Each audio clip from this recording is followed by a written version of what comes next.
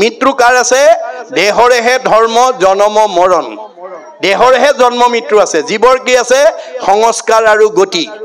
আপোনালোকৰ দ কপহুৱা গাঁৱৰ ৰাইজে যদি প্ৰতি বছৰে এনেকৈ ভাগৱত অনুষ্ঠিত কৰি যদি উঠি অহা প্ৰজন্ম আই বাপ সকলক যদি শ্ৰৱণ কৰাব পাৰে এইখন গাঁৱলৈ অহা সকলো জীৱ পৰীক্ষিতৰ দৰে সংস্কাৰ হৈ মুক্তি লাভ কৰিব মনত ৰাখিব কথাটো মনত ৰাখিব গতিকে এটো বিশ্বাসে ল'ব লাগিব দে মই অলপ আগতে কৈছো religion is not really what is grasped by brain but by heart ধৰ্ম দৰ্শন মগজে ঢুকি পোৱা বস্তু নহয় কাৰবাক দেখুৱাই দিয়া বস্তু নহয় ই অন্তৰৰ উপলব্ধিৰ বস্তু আপুনি ভাগৱতৰ প্ৰতিটো কথা উপলব্ধি কৰিব লাগিব উপলব্ধিয়ে আপোনাৰ সংস্কাৰ আনিব আপুনি 10 বাৰ পঢ়িলেও আপুনি মানে উদ্ধাৰ নহবও পাৰে যদি ভাগৱত কেৱল পঢ়িব লাগে কাৰণে পঢ়িছে শুনিব লাগে কাৰণে শুনিছে ক'ব লাগে কাৰণে কৈছে যদি তাৰ কথাবিলাক অনুভৱ নকৰে মই ধৰ্মী বুলিয়া সংসাৰে ভ্ৰমি ফুৰে আনক দেখায়া ধৰ্ম আপুনি নকৰে বোলে মোৰ সমবৰ নাহি সংসাৰত সিজনৰ স্থান জানা যমনগৰত আপুনি ভাগৱতৰ পদ মুখস্থ কৰি কীৰ্তনৰ গীতাৰ পদ মুখস্থ কৰি ঘোষাৰ পদ মুখস্থ কৰি মানুহক আখৈ ফুটা দি কৈ আছে কিন্তু আপুনি নিজে পালন নকৰে আমাৰ ইংৰাজী দেখাৰ কথা আছে এক্সাম্পল ইজ বেটাৰ দেন প্ৰিচেপ্ট অৰ্থাৎ উপদেশতকৈ আদৰ্শ শ্ৰেষ্ঠ আপুনি কয় এটা কৰে এটা আপোনাৰ আদৰ্শ কেতিয়াও মানুহে গ্ৰহণ নকৰিব আৰু সেইজনক ক'ত থব যমনগৰত থব সেই কাৰণে কৃষ্ণই বাল্যকালতে গোকুলত কেইবাটাও অসুৰ বধ কৰি লৈছে কাৰণ তেওঁ বাল্যকালতে অৰ্থাৎ সৰু কালতে যদি সেই অসুৰবিলাক মাৰি নলয় বাহিৰত অসুৰ সজাই দেখুৱাইছে আচলতে কি ইনব্ৰাউন আমাৰ জন্মগত যিটো প্ৰবৃত্তি আমাৰ চৰিত্ৰ হেতু আমাৰ জন্মগতভাৱে লাগি আহে গতিকে সৰু কালৰ পৰা বেয়া স্বভাৱ বেয়া ভাৱ বেয়া চিন্তাবিলাক আমি অতৰাব লাগে সেই কাৰণে তেওঁ বাল্যকালতে আখুৰিক প্ৰবৃত্তিবিলাকক মাৰি দেখুৱাইছে বাহিৰত অসুৰ সজাইছে তাৰ ভিতৰত অন্যতম অসুৰ হৈছে বকাসুৰ বকাসুৰ মানে বক মানে বগলী বাহিৰটো দেখিবলৈ বগা কিন্তু ভিতৰত কপট এটা আছে পানী জুৱলিত জুপ লৈ থাকে মুখৰ আগত পালে থপকে ধৰে আৰু খায় আমাৰ সমাজত কিছুমান মানুহ আছে হাজে পোছাকে কথাই বতৰাই চেলেং গামোচা লৈ ধুনীয়া ভকত কিন্তু অন্তৰত থাকে কপট সুবিধা পালে সীমা ঠেলে সুবিধা পালে স্বাৰ্থ আদায় কৰি লয় এনেকুৱা স্বভাৱ যদি কাৰবাৰ অন্তৰত আছে আজি ইয়াতে এৰিব সেই কাৰণে কৃষ্ণই বকাসুৰক দুফাল কৰি মাৰি দিছে দুফাল কৰি দৈত্যবিলাকক বেলেগ বেলেগ পদ্ধতিৰে বধ কৰিছে মনত ৰাখিব প্ৰতিটো পদ্ধতিত দৰ্শন সোমাই আছে বকাসুৰক দুফাল কৰি দিছে কি বুলি বাহিৰটো যেনেকুৱা বগা ভিতৰটো বগা সত্যে সত্যে সখী মই কহিলো বুজাই বেশদাৰী লোকৰ কিঞ্চিত একো গতি নাই নভৰে কলসী যেন নিয়ৰৰ জলে জানিবা তাহাৰো গতি নাহি একো কালে গতিকে আপুনি মুখত এটা পেটত এটা কৈ ভগতি কৰিলে আপুনি কেতিয়াও গতি পাব নোৱাৰে আপোনাক যমনগৰত অৰ্থাৎ দুখ কষ্ট দিব ভগৱানে কাৰণ আমি ভগৱানক ঠগিব নোৱাৰো আমি কাক ঠগিব পাৰো মাধৱদেৱে কৈছে তুমি মোক ভাণ্ডা তোমাকো মই ভাণ্ডু 14 সাক্ষীক ভাণ্ডিবা কোনো উপায় আমাৰ লগত ভগৱন্ত 14 জন সাক্ষী নিয়োগ কৰি থৈছে দেৱতা কাক কাক থৈছে চকুৰ লগত সূৰ্য দেৱতা কাণৰ লগত দগদিকপাল নাকৰ লগত অশ্বিনী কুমাৰ মুখৰ লগত অগ্নি দেৱতা জিভাৰ লগত বৰুণ দেৱতা হাতৰ লগত ইন্দ্ৰ দেৱতা ছালৰ লগত বায়ু দেৱতা ভৰিৰ লগত বিষ্ণু দেৱতা সেইকাৰণে আমি ভৰিত সেৱা কৰো ভগৱানৰ বিষ্ণুত থাকে গুজ্জৰ লগত মিত্ৰ দেৱতা লিংগৰ লগত প্ৰজাপতি বুদ্ধিৰ লগত ব্ৰহ্মা চিত্ৰৰ লগত বাসুদেৱ মনৰ লগত চন্দ্ৰ অহংকাৰ লগত ৰুদ্ৰ 14 ভুৱনে লোক আছে যত মানে সবাহাৰে ন্যায় অনীতি দেখে বিদ্যমানে চিত্ৰগুপ্ত নামে দুই লিখক নিৰ্ভয় সবাহাৰে পাপ পুণ্য তেৰেজ কৰে গুপুত পাপক গুপ্ত লিখকে লিখয় দেখা মানে পাপ চিত্ৰ লিখন্ত নিশ্চয় 14 জন সাক্ষীতাৰ থাকয় লগত ভান্দিবে নোৱাৰে পাপ পুণ্য আছে যত আজি আমি সকলো ভাগত শুনিবলৈ আহিছো আহিলেই পুণ্য হয় ইয়ালৈ আহিলেই পুণ্য হয় উপজয় পুণ্য পাপ হুৱে দূৰ মিলে মহামুখ্য সুখ প্ৰচুৰ কিন্তু ভাগত শুনিবলৈ আহি যদি গ্ৰাম্য কথা পাতি থাকে তেতিয়াহলে কি হ'ব আপুনি তাত হুলস্থুল কৰি থকা কাৰণে ইয়াত একান্ত মনে শুনি থকা মানুহৰ যদি অসুবিধা হৈছে কথা পতা কিজনৰ কি হ'ব পাপায় পৰপীড়নম আপুনি গ্ৰাম্য কথা পাতি যদি ঈশ্বৰ কথা শুনাত বাধা নিষেধ কৰিছে আপোনাৰ পাপ লৈ যাব লাগিব মনত ৰাখিব কথাটো মই এতিয়া দেখিছো আপোনালোক সকলোৱে মোলে চাই আছে মই ভাবিছো সবে মোৰ মুখলৈ চাই আছে কিন্তু কোনোবাই মনতে ভাবিছে এতিয়া ইমান দীঘলীয়া ভাষণ দিলে দেখোন খোৱা সময় পাৰে হৈ যাব ঘৰলৈ যাম বা কেতিয়া বা ল'ৰা ছোৱালী কেইটা এৰি থৈ আহিছো খাইছে বা কি নাখাইছে বা কি ঘৰত ব্যৱসায়টো লুকুৱা হাতত দি থৈ আহিছো কি বা কৰিছে ইত্যাদি ইত্যাদি আপুনি যদি ইয়াতে বহি মোৰ মুখলৈ চাই মনে মনে যদি অন্য ঘৰত এৰি থৈ অহা কামৰ কথা ভাবিছে, গুপুটিয়ে ক'ব মাধৱে মানে ভাগৱত ব্যাখ্যা পাঠত ব্যাখ্যাত থকাও হয় আৰু পাঠকৰ মুখলৈ চাই থকাও হয়, কিন্তু মনে মনে এইটো ভাবি আছে, লগে লগে নম্বৰ কাটি দিব দেই। আপুনি পুৰা নম্বৰ নাপাব, আৰু নম্বৰ আপোনাৰ কাটি দিব। কোনে? গুপুত কেৰেণীয়ে আপোনাৰ আনে নেদেখাটো তেওঁ দেখে। আৰু এই প্ৰতিবেদনখন কোনদিনা লৈ যাব? আমাৰ পঞ্চম স্কন্ধ ভাগৱতত কৈছে, কাল সৰ্পে চুম্পিয়া আশ্ৰয় পৃষ্ঠ ভাগে, চেগচাই কোনোদিনা ধৰিবেক ৰাগে, কোনোমতে নৰৱে নেৰাৱে টানৰ হাত, কৃষ্ণত ভকতি যেবে নকৰে সাক্ষাৎ। আজিৰ দৰে কৃষ্ণ ভকতি নকৰা জীৱই কেতিয়াও এই কালৰ হাতৰ পৰা নিজক ৰক্ষা কৰিব নোৱাৰিব। আমাৰ 24 তত্ত্বৰ দেহটো কি হৈ যাব? কাল সৰ্পই দংশন কৰাৰ লগে লগে কাষ্ঠ যেন থাকিবেক মাটিত পৰিয়া, হেন দেহ আপোনাৰো বোলা কি লাগিয়া। আমাৰ যিদিনাখন কাল সৰ্পই শেষ খুঁটটো মাৰিব, 24 তত্ত্বৰ দৃশ্যমান দেহাটো মাটিত পৰি থাকিব, তাৰ পৰা অদৃশ্য নেদেখা দেহ এটা ওলাই যাব, যাক মানে ভাগৱতে কৈছে কি, একাদশ ইন্দ্ৰিয় আৰু 5টা বিষয় লিংগ দেহ বুলি তাক জানিবা নিশ্চয়। আমাৰ দেহৰ পৰা আমাৰ এই 24 তত্ত্বৰ দেহটো পৰি থকাৰ পিছত নেদেখা দেহ এটা ওলাই যাব, তাত 16টা তত্ত্ব থাকিব। ইংৰাজীত কৈছে ডিজায়াৰ বডি, বাসনা কঢ়িয়াই নিয়া দেহ, এইটো আনচিন, ইয়াক চকুৰে নেদেখে। চকুৰে নেদেখা 16 তত্ত্ব দেহৰ লগত 14জন সাক্ষী, 2জন কেৰেণীয়ে আপুনি জন্মৰ পৰা মৃত্যুৰ দিনালৈকে কিমান ভাল কাম কৰি পুণ্য অৰ্জন কৰিলে আৰু কিমান বেয়া কাম কৰি পাপ অৰ্জন কৰিলে তাৰ টোপোলা 2টা লৈ যাব। পুত্ৰ বাৰ্যা ঐশ্বৰ্য থাকিব ঐতে পৰি, যিমান পকা ঘৰ বনালে, গাড়ী মটৰ কিনিলে, মাটি সম্পত্তি ল'লে, চব ইয়াতে এৰি থৈ যাব লাগিব বুলি ভাগৱতে কৈছে দেই। পুত্ৰ ভাৰ্যা ঐশ্বৰ্য থাকিব ঐতে পৰি, পাপ পুণ্য 2 যাব লগত সত্তৰি। আমি প্ৰত্যেকেই পাপ আৰু পুণ্যৰ টোপোলা 2টা লৈ যাব লাগিব। পুণ্যৰ টোপোলাটো যদি বেছি হয় আপগ্ৰেড, আপুনি ওপৰলৈ যাব, আৰু যদি পাপৰ টোপোলা বেছি হয় ডিগ্ৰেড, তললৈ যাব। এই চক্ৰটোকে ঘূৰাইছে, চক্ৰবত পৰিৱৰ্তনতে দুখানিছ সুখানিছ। কৰ্মৰ ওপৰত নিৰ্ভৰ কৰি আমি ভাগৱত শুনিবলৈ আহিব লাগে, বেয়া স্বভাৱবোৰ এৰি ভাল ল'বৰ কাৰণে। ভাগৱত নুশুনা মানুহে কোনটো বেয়া কোনটো ভাল তাকে ক'ব নোৱাৰে। আজি বহুত জনা শুনা মানুহে আনক হিংসা কৰে, আনক দুখ দিয়ে, আঘাত দিয়ে, আনৰ হোৱা দেখিব নোৱাৰে। তেনেকুৱা স্বভাৱ যদি কাৰোবাৰ আছে ইয়াতে এৰিব।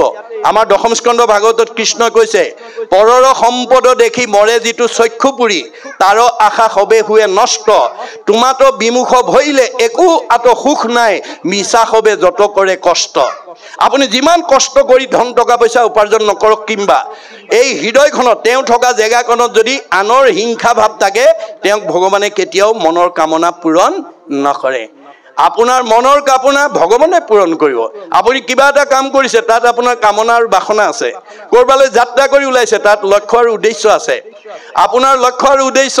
আপোনাৰ কামনাৰ আৰু বাসনা কোনে পূৰণ কৰিব? ভগৱানে কৈছে মই কৰিম, মই পূৰ্ণ কাম, তোমালোক অকাম,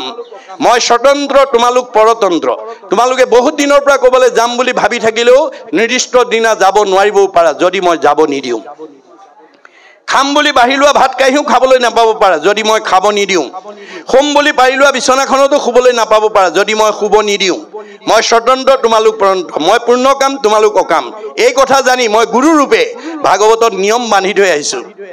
যে কৰ্মবিলাক কৰোঁতে সদায় মুঠ অৰ্পণ কৰি কৰিবলৈ শিকিব আৰু শিকাবা। ল'ৰা ছোৱালীকো শিকাব, নিজেও শিকিব। যত ধৰ্ম কৰ্ম কৰা কৃষ্ণত অৰ্পণ, তেবে অপ্ৰয়াসে সিজি বেক প্ৰয়োজন। আপোনাৰ মনৰ কামনা ভগৱন্তই পূৰণ কৰিব। মই কৰিছোঁ বুলি ভাবিব নালাগিব। মই কৰিছোঁ বুলি ভাবিলে অহংকাৰ হ'ব। সমস্ত কৰ্মক মই কৰোঁ বুলি মানে অহংকাৰ বুলি তাকো জানিবা।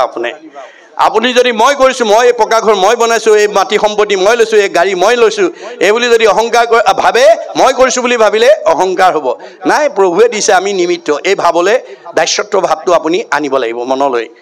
আপুনি যদি অহংকাৰ ভাৱ কৰি লৈ পেলাই যায়, আপুনি মইনো কোন মানে অহংকাৰত এদিন তেওঁৰ মানে 12 বৈষ্ণৱৰ শ্ৰেষ্ঠ বৈষ্ণৱ মানে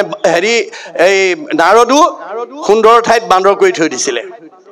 নাৰদে এদিন বৈকুণ্ঠত গৈ কৃষ্ণৰ লগত সংলাপ কৰোঁতে প্ৰসংগক্ৰমে কৈছিল, প্ৰভু মত্যত মোৰ সমান ধুনীয়া ব্যক্তি, সুন্দৰ ব্যক্তি আৰু দ্বিতীয় নাই। কৃষ্ণ মিচিককে হাঁহি ক'লে, হেৰা, এইটো কথা মোৰ আগতে যি ক'লা দেই, আনৰ আগত নক'বা।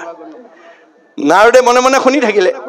নামি অহাৰ লগে লগে আকৌ ভাৱটো আহি গ'ল, মই দেখিবলৈ সুন্দৰ, সেইটো ক'লেও অপৰাধ হয়নে? আকৌ অহংকাৰটো আহি গ'ল। ভগৱানটো চবৰে হৃদয়তে আছে, সমস্ত ভূতৰে মই আছোঁ হৃদয়ত। আপুনি কি ভাবে চব জানে, এওঁ অহংকাৰটো আকৌ আহিল গতিকে এওঁক যদি সংস্কাৰ কৰি দিন দিয়া যায় এওঁ এই বাহিৰৰ সৌন্দৰ্যই এওঁক সমাজৰ পৰা আঁতৰ কৰি দিব আমাৰ এতিয়া কিছুমান ধুনীয়া দেখিবলৈ বগা চগা হ'লে কোলা মানুহৰ ফালে নাচাই নামাতেই তেনেকুৱা স্বভাৱ আছে যদি এৰিব দেই আপোনাৰ ধুনীয়া সৌন্দৰ্যটো সাধনাৰ বস্তু পূৰ্বজন্মত সাধন কৰি আছে দ কপহুৱা গাঁৱত মই ধুনীয়া বগা চগা গাভৰু ছোৱালী এজনী হৈ জন্ম ল'ব লাগিব মই এজনী ধুনীয়া বোৱাৰী হৈ মই এজন ধুনীয়া মতা মানুহ হৈ মই এটা ধুনীয়া ডেকা ল'ৰা হৈ জন্ম ল'ব লাগিব বুলি আপোনাৰ সাধনা কৰি আছে সেইকাৰণে আপুনি এইখন গাঁৱত সুন্দৰ হৈ জন্ম লৈছে গতিকে সেই সুন্দৰ ভগৱন্ত প্ৰদত্ত আপোনাৰ বাসনাৰ অনুকূলে দি থৈছে তাক লৈ যাতে আপুনি গৰ্ব কৰিব লগা নহয় আপুনি মইনো কোন নাৰদে গৰ্ব কৰিছিলে মোতকৈ সুন্দৰ নাই এই বুলি ভবাৰ লগে লগে ভগৱানে ভাবিলে এতিয়া এওঁ এই সৌন্দৰ্যই এওঁ সমাজৰ পৰা অতৰাই লৈ যাব ইয়াৰ সংস্কাৰ নকৰিলে উপায় নাই তেওঁ সংস্কাৰ কৰাৰ উদ্দেশ্যে তাৎক্ষণিকভাৱে কৰ্ম আঁচনি কৰি নাৰদ গৈ থকা বাটতে এটা স্বয়ম্বৰ পাতি দিলে স্বয়ম্বৰৰ মহিলাগৰাকী বিশ্ব সুন্দৰী তেওঁ সুন্দৰকহে মালা পিন্ধাব গতিকে নাৰদৰ কাণত পৰি গ'ল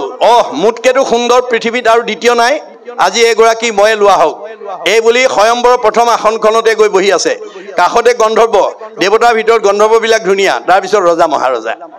যেতিয়া কইনাই মালা লৈ আহিছে নাৰদে ভাবিলে আজি মোৰ ডিঙিতটো সোমাবই আৰু ওচৰ পোৱাৰ লগে লগে ডিঙিটো আগবঢ়াই দিয়াৰ লগে লগে কইনাই যেতিয়া তেওঁলোকে কটাক্ষ দৃষ্টি চাই আগবাঢ়ি গ'ল ইজনক কৈছে কি হ'ল কথাটো বোলে আইনাখন চোৱাগেচোন আইনাখন চাইছে বান্দৰ হৈ আছে নাৰদক বান্দৰ কৰি বহুৱাই থৈ দিছে নাৰদে গম পালে এইটো প্ৰভুৰ কাম লগে লগে নাৰদেও অভিশাপ দি দিলে প্ৰভু তুমি মোক বান্দৰ কৰিলা তুমিও বান্দৰৰ সহায় লৈহে উদ্ধাৰ হ'ব লাগিব সেইকাৰণে ভকতৰ অভিশাপ অনুসৰি ত্ৰেতা যুগত ৰাম অৱতাৰত বান্দৰৰ সহায় লৈ সীতাক উদ্ধাৰ কৰিব লগা হৈছে এইবোৰ কাহিনী উপকাহিনীৰ দ্বাৰা আমাক কি দিছে যে আমি বাহ্যিকতাক লৈ যিবোৰ বিনাশী সম্পদক লৈ যাতে আমি অভিমান কৰিব লগা নহয় অবিনাশী আত্মাৰ ধৰ্ম ল'ব লাগিব ভগৱন্তই কৈছে তোমাক 10 কপহুৱা গাঁৱৰ ভিতৰত আটাইতকৈ ধনী মানুহ আটাইতকৈ জ্ঞানী মানুহ আটাইতকৈ বিদ্যা মই তোমাক 10 কপহুৱা গাঁৱৰ আটাইতকৈ ধনী মানুহ তোমাক মই জ্ঞানী মানুহ তোমাক বিদ্যাৱন্ত তোমাক সম্পদশালী কৰি পঠাইছোঁ কিয় পঠাইছোঁ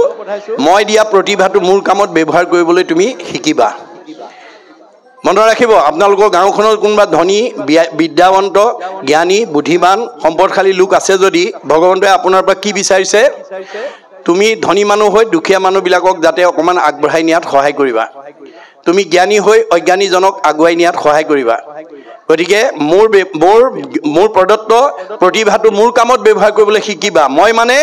তৃণমূল এটা আত্মা মই মানে পৰিয়াল মই মানে সমাজ মই মানে অনুষ্ঠান মই মানে প্ৰতিষ্ঠান মই মানে দল মই মানে সংগঠন মই মানে জড় জগত মই মানে জীৱ জগত মই মানে নিখিল জগত অহমে বাস মে অগ্ৰে ন অন্য ছট পৰম প্ৰচ্ছাদ অহম যু এইতৈছ যু অৱশিষ্টতে চুইছয় হম আদিত মই মধ্যত মই শেষত ময়েই থাকিম তুমি দেখা জগতখন মিছা জগত মিথ্যা ব্ৰহ্ম সত্য ব্ৰহ্মহে সঁচা ব্ৰহ্ম কি জীৱ ব্ৰহ্ম এব কেৱলম জীৱই ব্ৰহ্ম আমি দৈনন্দিন জীৱনত এই দেহটো তৃণমূল এটা আত্মা পৰিয়াল সমাজ অনুষ্ঠান প্ৰতিষ্ঠানৰ আগবঢ়াই নিয়াত গঠনমুখী কামত যাতে আমি প্ৰয়োগ কৰিব পাৰোঁ কাৰণ আমাৰ শৰীৰটো কিয় দিছে ভগৱানে পৰোপকাৰায় ইদম শৰীৰম আজি যিসকল ডেকা গাভৰু বোৱাৰীয়ে ভকতৰ সেৱা শুশ্ৰূষাৰ কাৰণে ৰন্ধন প্ৰকৰণ কৰি আছে চাহ খুৱাইছে তামোল খুৱাইছে ইত্যাদি কৰি আছে তেওঁলোকৰ পুণ্য জমা হৈ আছে মনত ৰাখিব কথাটো তেওঁলোকৰ পুণ্য জমা হৈ আছে কাৰণ ভকত ভগৱন্তৰ সেৱা কৰি আছে গতিকে পৰোপকাৰায় ইদম শৰীৰম পৰৰ উপকাৰ কামত ব্যৱহাৰ কৰিব তোমাক এই শৰীৰটো দিছোঁ গতিকে উপকাৰ কৰিলে কি হ'ব পৰোপকাৰায় পুণ্যম আপুনি সুন্দৰ শৰীৰ পাই সুন্দৰ বুদ্ধি জ্ঞান ধন পাই যদি আনৰ অপকাৰ সাধনত লগাই দিয়ে তেতিয়া আপোনাৰ কি হ'ব পাপায় পৰপীড়নম আপুনি কাক দুখ দিব চবতে মই আছোঁ বুলি কৈছে সবতে মই আছোঁ আত্মাৰূপে কৰ্মদোষে বিভিন্ন ৰূপত আছোঁ যত দেখা ভূত প্ৰাণী সবাহাকে বিষ্ণু মানি হিংসা এৰি কৰা উপকাৰ পাৰিলে উপকাৰ কৰা হিংসা নকৰিবা উপকাৰ কৰিলে পুণ্য হ'ব পুণ্য হ'লে সুখ ভোগ কৰিব পাৰিবা উন্নতি হ'ব আয়ুস বাঢ়িব চেহেৰা ধুনীয়া হ'ব আপুনি আয়ুস বঢ়াবও পাৰে আয়ুস কমাবও পাৰে চেহেৰা ধুনীয়া কৰি ৰাখিব পাৰে চেহেৰা ভাঙি পেলাবও পাৰে আমাক কিন্তু চবকে 100 বছৰ দিছে মনত ৰাখিব মনুষ্যৰ আয়ুসত বৰিষ সংখ্যাত মানুহ মাত্ৰেই মই চবকে 100 বছৰ দিছোঁ অৰ্ধেক বিফলে যায় জানিবা নিদ্ৰাত বিংশতি বৰিষ যাই উমলন্তে নেয়দশ বৰিষ ধনক উপাৰ্জনতে বৃদ্ধকালে যাই শেষ বৰিষ বিংশতি একো কাৰ্য সাধিবাক নাহিকে শকতি শৰীৰকো পীৰে ব্যাধি চক্ষুৱে নাকলে আশা পাশে বান্ধিয়া গৃহত থাকে গলে হেন জানি শিশু হব এৰা আন কৰ্ম ধৰিও কুমাৰ কালে ভাগৱত ধৰ্ম ডেকা ল'ৰাবিলাকক ভাগত পঢ়িবলৈ মাতি আনক আপোনালোকে শৰণীয়া হ'বও পাৰে নহ'বও পাৰে এই অধ্যয়নত আপোনালোকে বাধা নিদিব যেতিয়া আনুষ্ঠানিক কৰ্মত আপোনালোকে বাধা দিব তেওঁ শৰণ নিজেই ল'বলৈ বাধ্য হ'ব যেতিয়া মহাপুৰুষৰ ঘোষা হৰিপদ সেৱা নকৰে নিমিতে মায়ায়ে বান্ধি ফুৰাৱে তাৱত মায়াক নকৰে ৰহিত শৰণ নলৱে যাৱে নিজে বুজি পাব দে নাই নাই মই শৰণ ল'মেই সত্ৰতে হওক বা সংগঠনতে হওক শৰণ ল'বই আপোনাৰ দাড়ি নিজে কাটিব নামঘৰ হিয়াৰ মাজে নামৰ ভাণ্ডাৰ মুখে বাজ হয় য'ত আমাৰ ভগৱন্তৰ নাম ভাণ্ডাৰ কৰি থৈছে সেই নাম বাজ কৰা দুৱাৰ মুখখন কেনেকৈ ৰাখিব লাগে নিজে উপলব্ধি কৰিব আপুনি বলে ক'ব নালাগে তেওঁ নিজে যিদিনা বুজিব সেইদিনা নিজে আপুনি তেওঁ পৰিষ্কাৰ হৈ যাব এই কথাবিলাকৰ কাৰণে আমি অকণমান ধৈৰ্য ধৰিব লাগিব দেই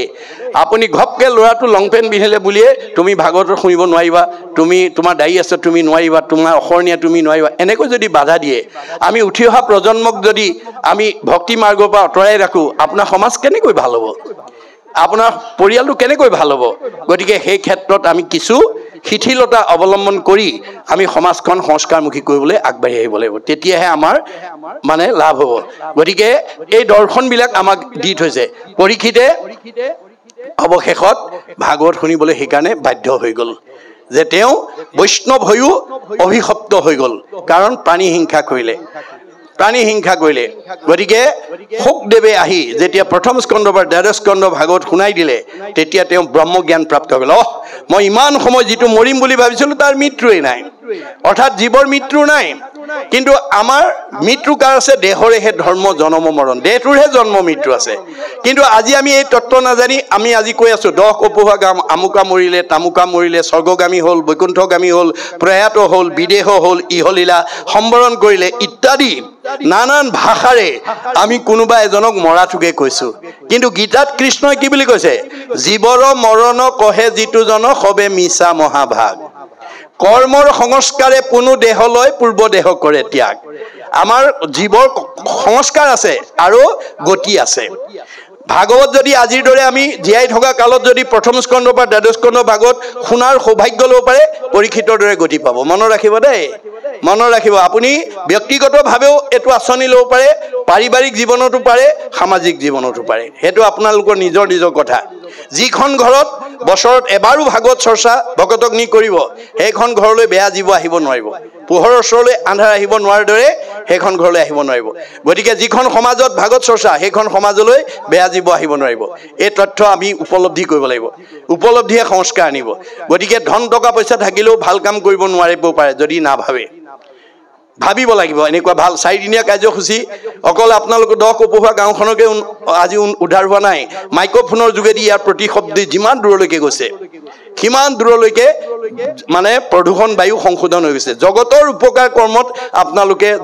এই সমাজখনে 4 দিনীয়া কাৰ্যসূচীৰে আত্মনিয়োগ কৰিছে গতিকে জগতৰ উপকাৰ কৰাৰ লগে লগে পৰোপকাৰে পুণ্যম আপোনালোক গোটেই পৰিয়ালৰ বা এই গাঁওখনৰ উপকাৰ হৈ যাব পুণ্য হৈ যাব গতিকে অৰ্জুনক কৈছে শুনা ধনঞ্জয় ধন নহ'লে কাৰ্য নিশিজয় অৰ্জুন মই ধনটো তোমাক সৎ কাম কৰিবৰ কাৰণে দিছোঁ আৰু জীৱনৰ নিৰাপত্তাৰ কাৰণে দিছোঁ মই দিয়া ধন থাকি যদি তুমি উগ্ৰপন্থীৰ বলি হ'ব লগা হয় ঘৰতে যদি চুৰ ডকাইতে মাৰিব লগা হয় তোমাৰ ধনৰ মূল্য ক'ত গতিকে ধন কিয় কেনেকৈ উপাৰ্জন কৰিব লাগে কেনেকৈ ব্যয় কৰিব লাগে মই ভাগৱতত লিখি থৈ আহিছোঁ ন্যায় উপাৰ্জিত বিত্ত শুদ্ধ আতি হয় সেই বিত্তে ভগৱন্তক পুঁজিবে লাগয় অৰ্থ আৰ্জিবাৰ কিঞ্চিত একো নাহি ফল যদি নভজয় হৰি চৰণ কমল আপুনি ধন উপাৰ্জন কৰি আজিৰ দৰে জগতৰ উপকাৰ কৰ্মত যদি তাক প্ৰয়োগ কৰিব পৰা নাই আপোনাৰ ধনৰ কোনো মূল্য নাই কিয় দুখ কৰি ধন ধান আৰ্জা যত মানে কৃষ্ণে এৰে যদি তাকো খাইবে আনে যিদিনা মোৰ কৃষ্ণ মোৰ দেহৰ পৰা ওলাই যাব মই বহুত ব্যৱসায় কৰি চাকৰি কৰি ধন উপাৰ্জন কৰি বেংকত ফিক্সড ডিপজিট কৰি থব পাৰিম কিন্তু মোৰ দেহৰ পৰা আত্মা ওলাই যোৱাৰ পিছত ফিক্সড ডিপজিটৰ টকাটো মই ভোগ কৰিবলৈ নাপাওঁ নমিনিয়ে উলিয়াই খাই থাকিব আপুনি খাবলৈ নাপায় সেইকাৰণে গুৰুজনে কৈছে নিজ হস্তে অৰ্জিত যি উক জগন্নাথ কিছু ব্যয় কৰি উক হৰিৰ সেৱাত এই দুখন হাতেৰে যি উপাৰ্জন কৰিছা তাৰ কিবা এটা অংশ মোৰ কামত দিল খুচিকে পবিত্ৰ অন্তৰে ব্যৱহাৰ কৰিবা জীৱা কিছু আছে ধন তেজা তাৰ মোহ মন কিছু ব্যয় কৰা হৰি অৰ্থে এনে ধৰণৰ জগতৰ উপকাৰ হোৱা কামত আমি তাৰ কিবা এটা অংশ অন্তৰ শুদ্ধভাৱে প্ৰয়োগ কৰিব লাগিব তেবেহে ভগতি বাঢ়ে মাধৱত প্ৰেম চৰে তেবে ধন নাযায় তাৰ ব্যৰ্থে আপোনালোকে 4 দিনীয়া কাৰ্যসূচী সম্পন্ন কৰিবৰ কাৰণে কোনোবাই 1000 টকা কোনোবাই 500 কোনোবাই 10000 কোনোবাই 5000 কোনোবাই অন্নদান দিছে কোনোবাই চাহ জলপান দিছে ইত্যাদি ইত্যাদি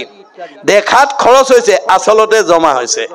আমাৰ ভাগৱতত কৈছে এক ভগৱানে কৈছে এক গুণ লগাইলে অনন্ত গুণ হয় নাজানি মুগুদ হবে ধন খাঞ্চিত হয়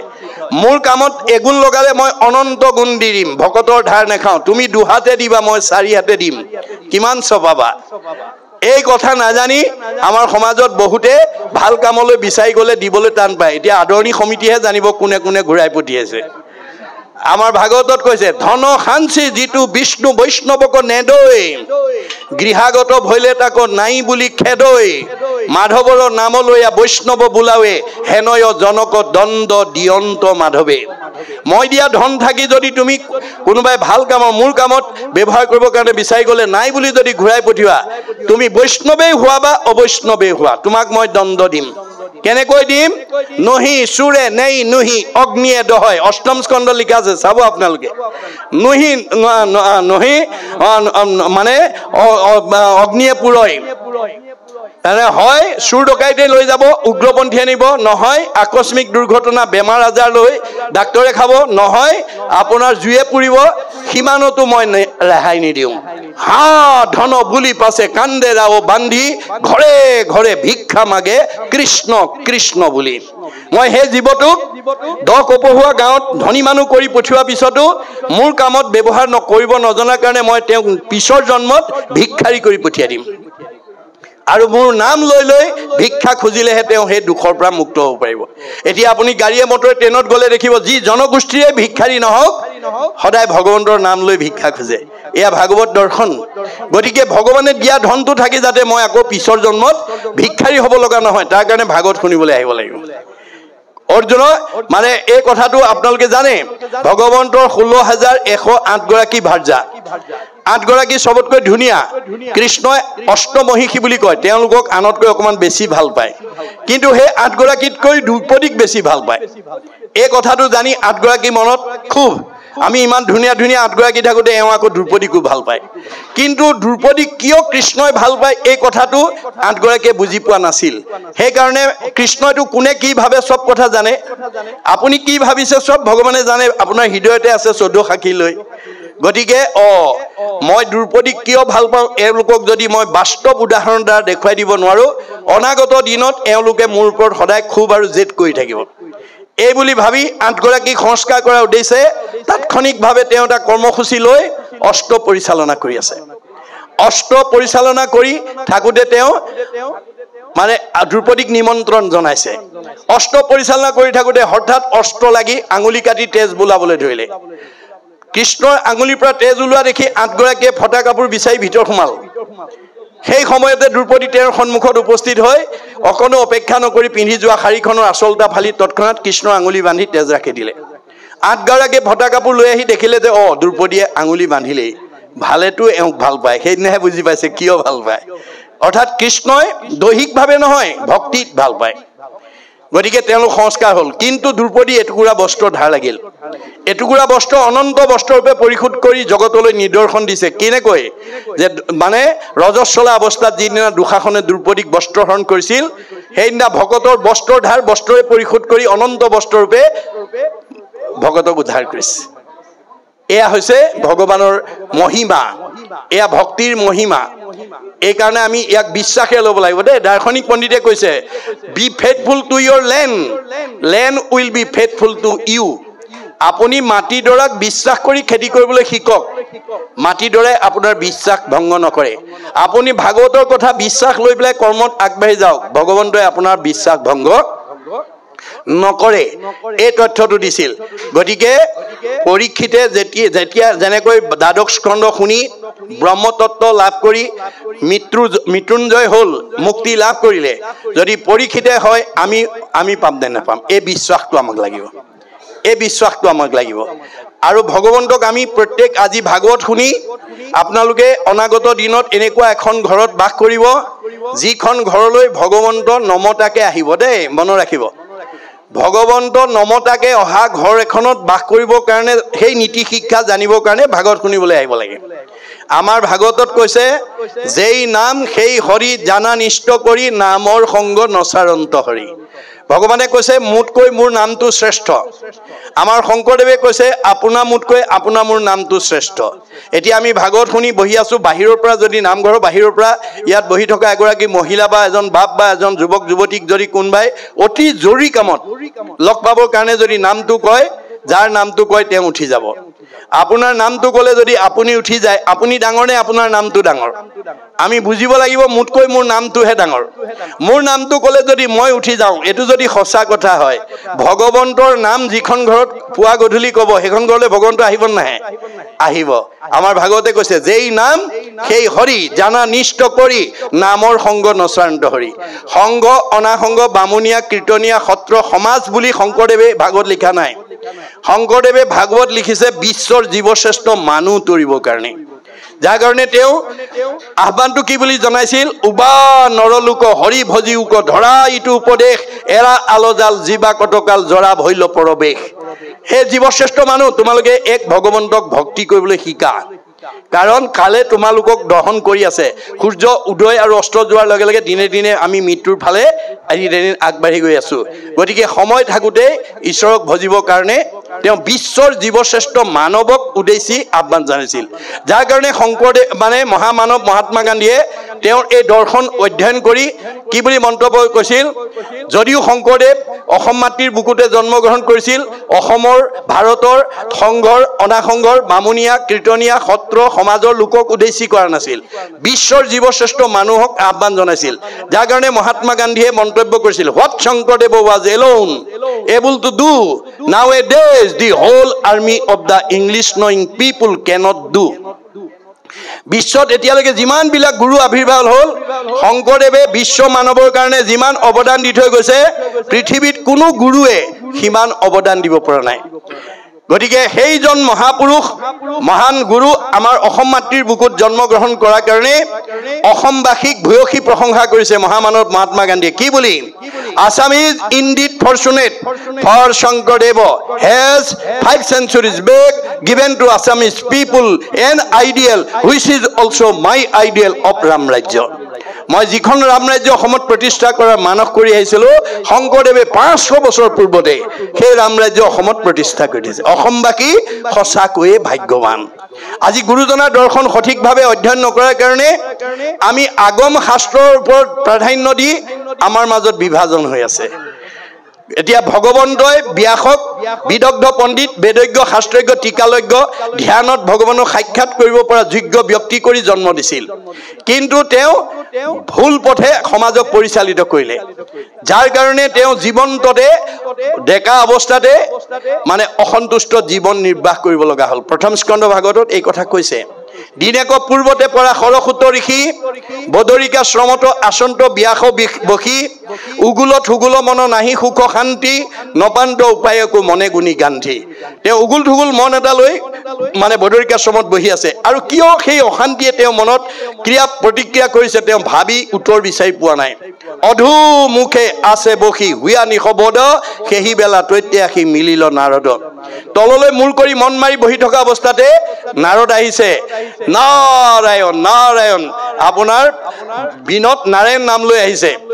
তেওঁ একদম আনন্দত উৎফুল্লিত হৈ অহা দেখা পায় তেওঁ সচেতন হৈ আহা আহা দেৱঋষি বুলি পাদ্য অৰ্ঘ্য আচমনি লৈ তেওঁক আনি আসনত বহুৱাই উদ্দেশ্য ব্যাখ্যা কৰিছে পাদ্য অৰ্ঘ্য এই দুটা শব্দ প্ৰয়োগ কৰিছে পাদ্য মানে ভৰি ধোৱা পানী অৰ্ঘ্য মানে মুখ ধোৱা পানী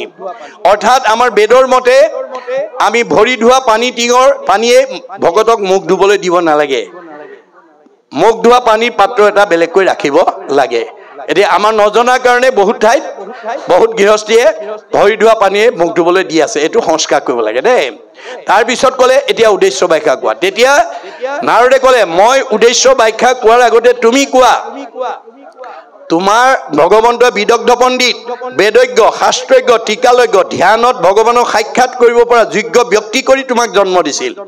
তৎসত্ত্বেও তুমি এনেকৈ মন মাৰি কিয় বহি আছা সেই কথাটো মোৰ আগত প্ৰথমে কোৱা তেতিয়া ব্যাসে ক'লে হে দেৱঋষি নাৰদ মই ক'ত ভুল লাগিল মই নিজেই ক'ব নোৱাৰো তুমি অৱতাৰী পুৰুষ হিচাপে মোক আঙুলিয়াই দিয়া এইখিত ব্যাসে আমাক কি শিক্ষা দিছে দাস্যত্ব ভাৱ অৰ্থাৎ আপুনি সমাজত নিজক প্ৰতিষ্ঠা কৰিবলৈ হলে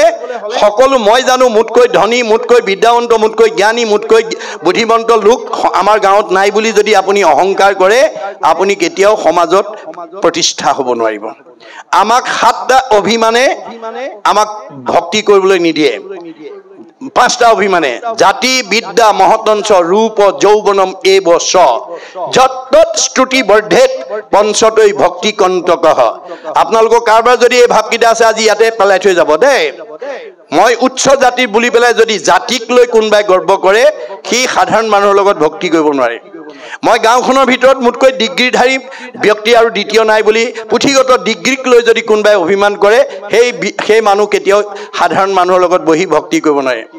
মহতঞ্চ মোৰ মোতকৈ গাঁওখনত ধনী মানুহ আৰু দ্বিতীয় নাই এইবুলি যদি বিনাশী সম্পদক লৈ পেলাই অভিমান কৰে তেওঁ সাধাৰণ মানুহৰ লগত ভক্তি কৰিব নোৱাৰে মহতঞ্চ ৰূপ চেহেৰাক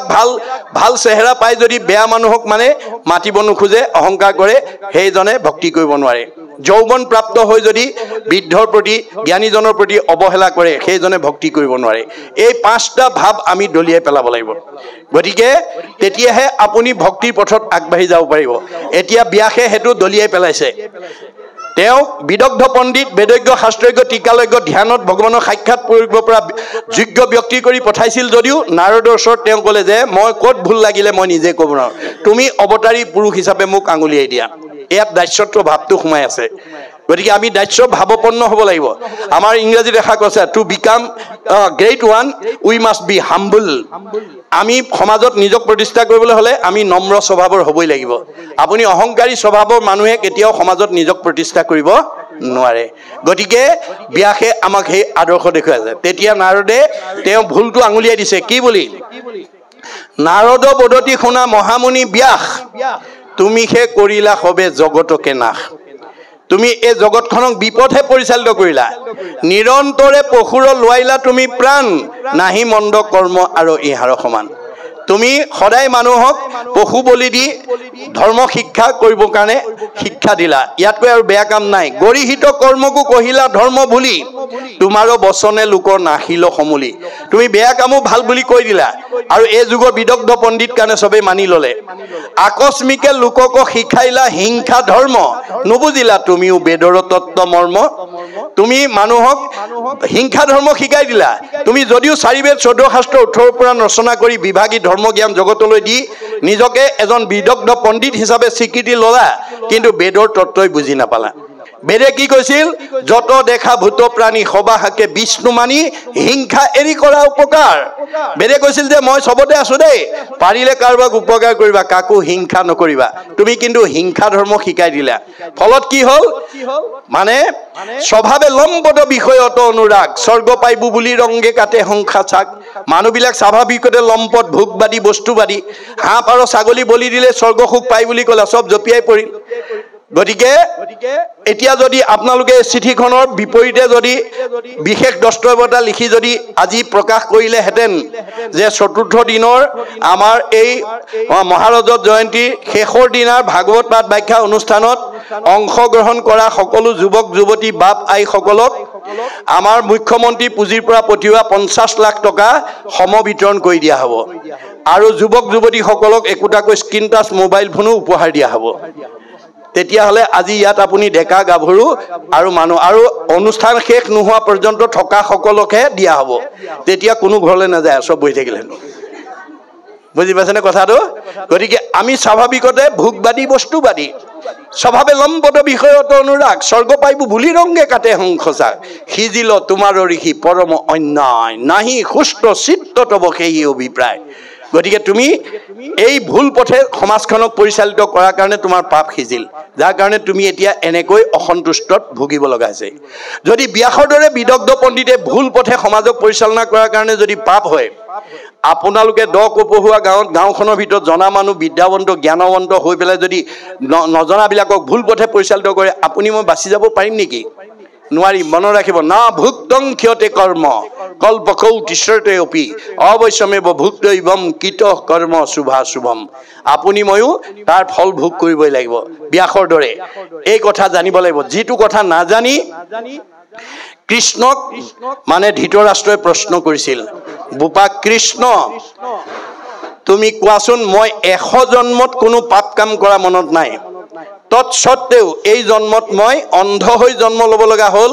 আৰু মোৰ জীৱনটোতে 100টা পুত্ৰৰ মৃত্যুৰ যান্ত্ৰণা শুনিব লগা হ'ল। ইয়াৰ কাৰণ কি? কৃষ্ণই হাঁহি পেলাই কৈছিল, পেহাদেউ তুমি 100 জন্মলৈকে ক'ব পাৰা? বোলে হয়। আদ্যৱতী আগৰ জন্ম বোলে সেইটো মই ক'ব নোৱাৰোঁ। অৰ্থাৎ আমাৰ পুণ্যৰ পৰিসীমা নিবন্ধ কৰি ৰখা হৈছে। আপোনালোকৰ ঘৰখনৰ আটাইতকৈ বেছি যিজন বেছি পুণ্যৱান লোক থাকিব, তেওঁ আনতকৈ বেছি দূৰদৰ্শিতা, ক্ষমাগুণ, সহনশীলতা গুণৰ অধিকাৰী হ'ব। পুণ্যই আমাক সদায় সৎ শিক্ষা প্ৰদান কৰে। গতিকে যিমান পুণ্য হ'ব তাৰো এটা পৰিসীমা আছে। যেনেকৈ চাকিৰ পোহৰ আৰু লেমৰ পোহৰ মানে পৰিসীমা বেলেগ, লাইটৰ পৰিসীমা বেলেগ, ঠিক তেনেকৈ পুণ্যৰ পৰিসীমাটো তেনেকৈ বেলেগ। গতিকে ধৃতৰাষ্ট্ৰই পূৰ্ব পুণ্যৰ ফলত জাতিস্মৰ শক্তিৰ বলত 100 জন্মলৈকে ক'ব পৰা তেওঁ শক্তি আছিল, কিন্তু তাৰ আগৰ জন্মটো তেওঁ ঢুকি নাপায়। তেতিয়া কৃষ্ণই ক'লে, পেহাদেউ তুমি 100 জন্মৰ পূৰ্বতো ৰজাই আছিলা। এদিন মৃগয়া কৰিবৰ কাৰণে তুমি সৈন্য সামন্ত লগত লৈ এখন অৰণ্যত প্ৰৱেশ কৰিলা। অৰণ্যত প্ৰৱেশ কৰাৰ লগে লগে তোমাৰ চকুৰ আগত এটা নুদুকা পহু দেখা পালা। পহুটো দেখাৰ লগে লগে তোমাৰ লোলুপ দৃষ্টি ইমান বাঢ়ি গ'ল, তুমি সৈন্য সামন্তলৈ অপেক্ষা নকৰি নিজে ধনুত গুণ দি তোনৰ পৰা শৰ উলিয়াই লৈ পহুটো শৰবিদ্ধ কৰিবৰ কাৰণে খেদি গ'লা। পহুটোৱে উমান পাই নিজৰ জীৱন বচাবৰ কাৰণে বিদ্যুৎ বেগেৰে অৰণ্যৰ মাজলৈ দৌৰ মাৰিলে। তুমি পিছে পিছে খেদি নিলা। খেদি নি অতব্য অৰণ্যৰ মাজমজিয়াত প্ৰৱেশ কৰিলা। শীতকাল আছিল, বেলি ডুবিল, অন্ধকাৰ হ'ল, পহু মাৰিব নোৱাৰিলা, বাট পথো হেৰুৱালা আৰু লগৰ সৈন্য সামন্তও বহুত দূৰতে এৰি থৈ আহিলা। অৱশেষত উপায়ন্তৰ হৈ সন্মুখতে এজোপা বৰগছ দেখা পাই তাৰ তলত গৈ কঁপি কঁপি বহিলা। তুমি যিজোপা বৰগছৰ তলত কঁপি কঁপি বহিলা, সেইজোপা বৰগছত এহাল কপৌ চৰাই পোৱালি সহ বাস কৰিছিল। তোমাৰ কঁপি থকা অৱস্থাটো দেখি কপৌজনীয়ে কপৌটোক ক'লে, হেৰা স্বামী, আমাৰ গৃহৰ তলত যিজন অতিথি কঁপি কঁপি বহি আছে সেইজন আমাৰ দেশৰ ৰজা, আমি তেওঁৰেই প্ৰজা। দৈবাত তেওঁ আজি আহি আমাৰ গৃহত অতিথি ৰূপে দেখা দিছে আৰু বৰ্তমান তেওঁ জাৰত কম্পমান হৈ আছে। তুমি অনতি পলমে তেওঁক অকণমান জুইৰ ব্যৱস্থা দিয়া। ভাৰ্যাৰ আহ্বান শুনি কপৌটো উৰা মাৰি গৈ পাহাৰৰ দাঁতিত গছে গছে ঘঁহনি খাই জুই লগা অৰ্ধদগ্ধ অগ্নিৰ টুকুৰা এটা আনি তোমাৰ সন্মুখত পেলাই দিলে। জুইকণ পোৱাৰ লগে লগে তুমি আনন্দ মনে শুকান জাবৰ জোঁথৰ গোটাই দপ দপকৈ জুই ফুৱালা। তোমাৰ জাৰ নিবাৰণ হ'ল, কিন্তু গোটেই দিনটো যে পহুৰ পিছত দৌৰি ফুৰিছিলা তোমাৰ ভোক অনুভৱ হ'ল। তোমাৰ ভোক অনুভৱ হোৱা দেখি কপৌজনীয়ে পুনৰ কপৌটোক ক'লে, হেৰা স্বামী, তুমি অতিথিৰ এটা সৎকাৰ কৰিলা, বৰ্তমান তেওঁ ভোকত আতুৰ হৈ আছে, তেওঁক এটা ফল মূলৰ ব্যৱস্থা দিয়া। তেতিয়া কপৌটোৱে ক'লে, হে ভাৰ্যা, মই ইমান অন্ধকাৰ ৰাতি কোনো পধ্যে তেওঁক ফল মূলৰ যোগান ধৰিব নোৱাৰোঁ। তেতিয়া কপৌজনীয়ে ক'লে, তেনেহ'লে তুমি এই পোৱালিকেইটা তত্বাৱধান ল'বা, মই নিজৰ জীৱন বিসৰ্জন দি হ'লেও অতিথিৰ সৎকাৰ কৰোঁ। এই বুলি কপৌজনীয়ে যেতিয়া মৃত্যুৰ ফালে আগবাঢ়ি গ'ল, কপৌটোৱে বাধা দি ক'লে, ৰ'বা ভাৰ্যা, পৃথিৱীত যদি আটাইতকৈ ডাঙৰ বস্তু আছে পুত্ৰৰ প্ৰতি মাতৃৰ স্নেহ, তুমি পুত্ৰ স্নেহত আপ্লুত হৈ এগৰাকী মাতৃ হিচাপে তুমি পুত্ৰকেইটাক যিমান তত্বাৱধান ল'বা, মই পিতৃ হিচাপে তত্বাৱধানৰ অভাৱত যদি কোনো পুত্ৰ মৃত্যুৰ মুখত পৰিব লগা হয় তাৰ দুখৰ ভাগী মই হ'ম। গতিকে মই পুনৰ তোমাক এই পুত্ৰকেইটা তত্বাৱধানৰ দায়িত্ব তোমাক অৰ্পণ কৰি মই নিজৰ জীৱন বিসৰ্জন দি অতিথিৰ সৎকাৰ কৰোঁ। এই বুলি পেহাদেউ তুমি ফুৱাই থকা জুইকুৰাত মধ্যম ৰাতি কপৌটো জাপ মাৰি পৰি গ'ল। তুমি থাপ মাৰি ধৰি আনি ভাবিলা, ইমান মধ্যম ৰাতি যেতিয়া এটা কপৌ চৰাই পৰিছে, ইয়াত নিশ্চয় আৰু বহুত কপৌ চৰাই আছে। তোমাৰ বিয়া সুলভ মনোভাৱটো জাগ্ৰত হৈ গ'ল আৰু তুমি মনতে ভাবিলা ইয়াক এৰি দিলে পলাব। তোনৰ পৰা এডাল শৰ উলিয়াই লৈ জুইকুৰাৰ কাষত দুইটা চকু মাটিত খালি থৈ গছত আৰোহণ কৰিলা। আৰোহণ কৰি গৈ দেখিলা তাত তুমি আৰোহণ কৰা দেখিয়ে কপৌজনী উৰা মাৰি পলাল আৰু তাত গৈ দেখিলা তুমি 100টা পোৱালি আছে নমাই লৈ আহিলা আনি পিতৃৰ জীৱন্ত অৱস্থাত সেই কুৰা জুইতে এটা এটাকৈ পুৰি উদষ্ট কৰিলা অৱশেষত সেই পিতৃকো সেই কুৰা জুইতে পুৰি উদষ্ট কৰিলা পেহাদেউ তুমি 100 জন্মৰ পূৰ্বত যি কৃতজ্ঞ কৰ্ম কৰিলা বিগত 100 জন্মত তুমি তাক ধুই নিকা কৰিব নোৱাৰিলা যাৰ কাৰণে তুমি এই জন্মত অন্ধ হৈ জন্ম ল'ব লগা হ'ল আৰু তুমি জীৱন্ততে 100টা পুত্ৰৰ মৃত্যুৰ যন্ত্ৰণা ভুগিব লগা হ'ল ন ভুক্তং কিয়তে কৰ্ম কল্প কৌটি শৰ্তে অপি অবশ্যমেব ভুক্তৈবম কিত কৰ্ম শুভাশুভম কৰ্ম দুটা ভাগ এটা ভাল আৰু বেয়া ভাল কাম কৰিলে ভাল ফল বেয়া কাম কৰিলে বেয়া ফল কোটি জন্মত হলেও ভোগ নকৰাকৈ পাৰ হৈ যাব নোৱাৰিব যদি ধৃতৰাষ্ট্ৰই 100 জন্মৰ পূৰ্বতে কৰা পাপৰ ফল 100 জন্ম পিছত ভুগিব লগা হৈছে আমি এই জন্মত যদি কিবা নিজৰ স্বাৰ্থৰ কাৰণে বা আমি কিবা ইন্দ্ৰিয়ৰ লোভৰ কাৰণে যদি তেনে কৰ্ম কৰো আমি জানো বাচি যাব পাৰিম কপিলে কৈছে যে সমস্ত ভূততে মই আছো সৰ্বক্ষণ ইহাক অবজ্ঞা আতি কৰে যিটো জন বেদমন্ত্ৰে প্ৰতিমাত কৰে অৰ্চন নুহে কিছু ফল মাত্ৰ হবে বিৰম্বন পৰ শৰীৰত মোক বিদ্বেষ কৰে যদি পূজে প্ৰভু তাৰ চিত্ত শান্ত নহয় প্ৰাণিক উপেক্ষা কৰি পূজে মূঢ়মতি নুহে ফল কৰে যেন ভস্মত আহুতি প্ৰাণিক নিন্দিয়া মোক যিজনে পূজয় তাত মই তুষ্ট নহওঁ জানিবা নিশ্চয় প্ৰাণী হিংসা কৰি মোক কোনবাই পুজিব পাৰিব মই মা হেতুৰ সন্তুষ্ট নহওঁ মাকে ক'লে তুমি কেনেকৈ সন্তুষ্ট ভা অবজ্ঞা উপেক্ষা দেশ নিন্দা পৰিহৰি তেবে মোক ভজিবেক ভক্তি ভাৱ কৰি গতিকে তুমি এই বেয়া স্বভাৱ এৰি ভক্তি ভাৱেৰে মোক ভজনা কৰিলে মই সন্তুষ্ট হ'ম আজিৰ দৰে ঈশ্বৰৰ কথা শুনিলেহে ঈশ্বৰ সন্তুষ্ট হ'ব গতিকে আমি ঈশ্বৰৰ সন্তান হৈ তেওঁৰ গুণ যশ গাব লাগিব বুজিছেনে যশ কীৰ্তনত তুষ্ট হুন্ত মহাহৰি আজি আমাৰ প্ৰতি ভগৱন্ত সন্তুষ্ট হৈছে মোৰ সন্তান বিলাকে মোৰ যশ কীৰ্তন কৰিছে ভাল পাইছে মনত ৰাখিব কথাটো এই আদৰ্শৰে আমি নিজক পৰিচালনা কৰিব লাগিব এতিয়া ব্যাসে সেইখিনিতে ভুল কৰি দিলে ভুল কৰি তেওঁ কি কৰিলে তেওঁ প্ৰাণী হিংসা কৰিবলৈ দিয়া মানে আদৰ্শৰ কাৰণে তেওঁ পাপ সিদ্ধ হ'ল যাৰ কাৰণে তেওঁ অসন্তুষ্টত জীৱন কটাবলগীয়া হ'ল তেতিয়া ব্যাসে ক'লে দেৱৰ্ষি কোৱাচোন উপায় কি আছে উপায় এটা আছে মোৰ উপদেশে কৰা ভাগৱত শাস্ত্ৰ প্ৰচাৰক গোবিন্দৰ গুণনাম মাত্ৰ তুমি এখন ভাগৱত শাস্ত্ৰ প্ৰণয়ন কৰি ভগৱন্তৰ গুণ নাম নিহিত এখন শাস্ত্ৰত প্ৰণয়ন কৰি তুমি 17খন পুৰাণত যি ভুল পথ দিলা ভাগৱত পুৰাণৰ দ্বাৰা নৎসাত কৰি দিয়া তোমাৰ হাতেৰে ৰোৱা পুলি তোমাৰ নিজৰ হাতেৰে উভালি দিয়া আনে ভুল বুলি ক'বলৈ গ'লে যদি জ্ঞানী গণে তাক কৰে নিবাৰণ আৰু তাৰ বচন নমানে একোজন ভুলে উপালম্ভ কৰি বচন খণ্ডিত ব্যাসতো অধিক ভইল এহেন্তে পণ্ডিত ব্যাসৰ ভুল দেখুৱাবলৈ গ'লে মানুহে ক'ব এওঁ আকৌ ব্যাসতকৈ পণ্ডিত আহিল গতিকে তোমাৰ এই যে ভুল পথে সমাজক পৰিচালিত কৰিলা তাৰ কাৰণে পাপ সিদ্ধ হ'ল তুমি এতিয়া তাৰ পৰা উপায় হ'বলৈ হলে এই ব্যৱস্থা কৰা হেন শুনি ব্যাসে কৰিলন্ত ধ্যান হৃদয়তে কৃষ্ণক দেখিলা বিদ্যমান কেনেকৈ দেখিলে বাম পাশে মায়া দক্ষিণত ভক্তি মাও দেখি ব্যাস ঋষিৰ ৰোমাঞ্চ ভইল গাও মায়ে বান্ধন্ত ভক্তি মাও মেলাৱন্ত দুহান্তু মধ্যত আশা ভগৱন্ত আমাৰ সকলোৰে হৃদয়তে ভগৱন্ত আছে পথ দুটা দিছে এটা বাওঁ পথ এটা সোঁ পথ ভগৱন্ত একেজনে দে দুটা বস্তু সৃষ্টি কৰিছে আন্ধাৰ পোহৰ দিন ৰাতি ভাল বেয়া শুদ্ধ ভুল সঁচা মিছা ভক্তি মায়া তপ্তু বতুম দুটাৰ ওপৰতে আমাক জীৱক লৈ তেওঁ বিনোদ বিলাস আনন্দ কৰি আছে আৰু গুৰুৰূপে নিয়মবিলাক ইয়াত বান্ধি দিছে এতিয়া আমি ভাগৱত শুনি ভাগৱতৰ নিয়মৰ দ্বাৰা আমি নিজক মায়াৰ পৰা উদ্ধাৰ কৰিব লাগিব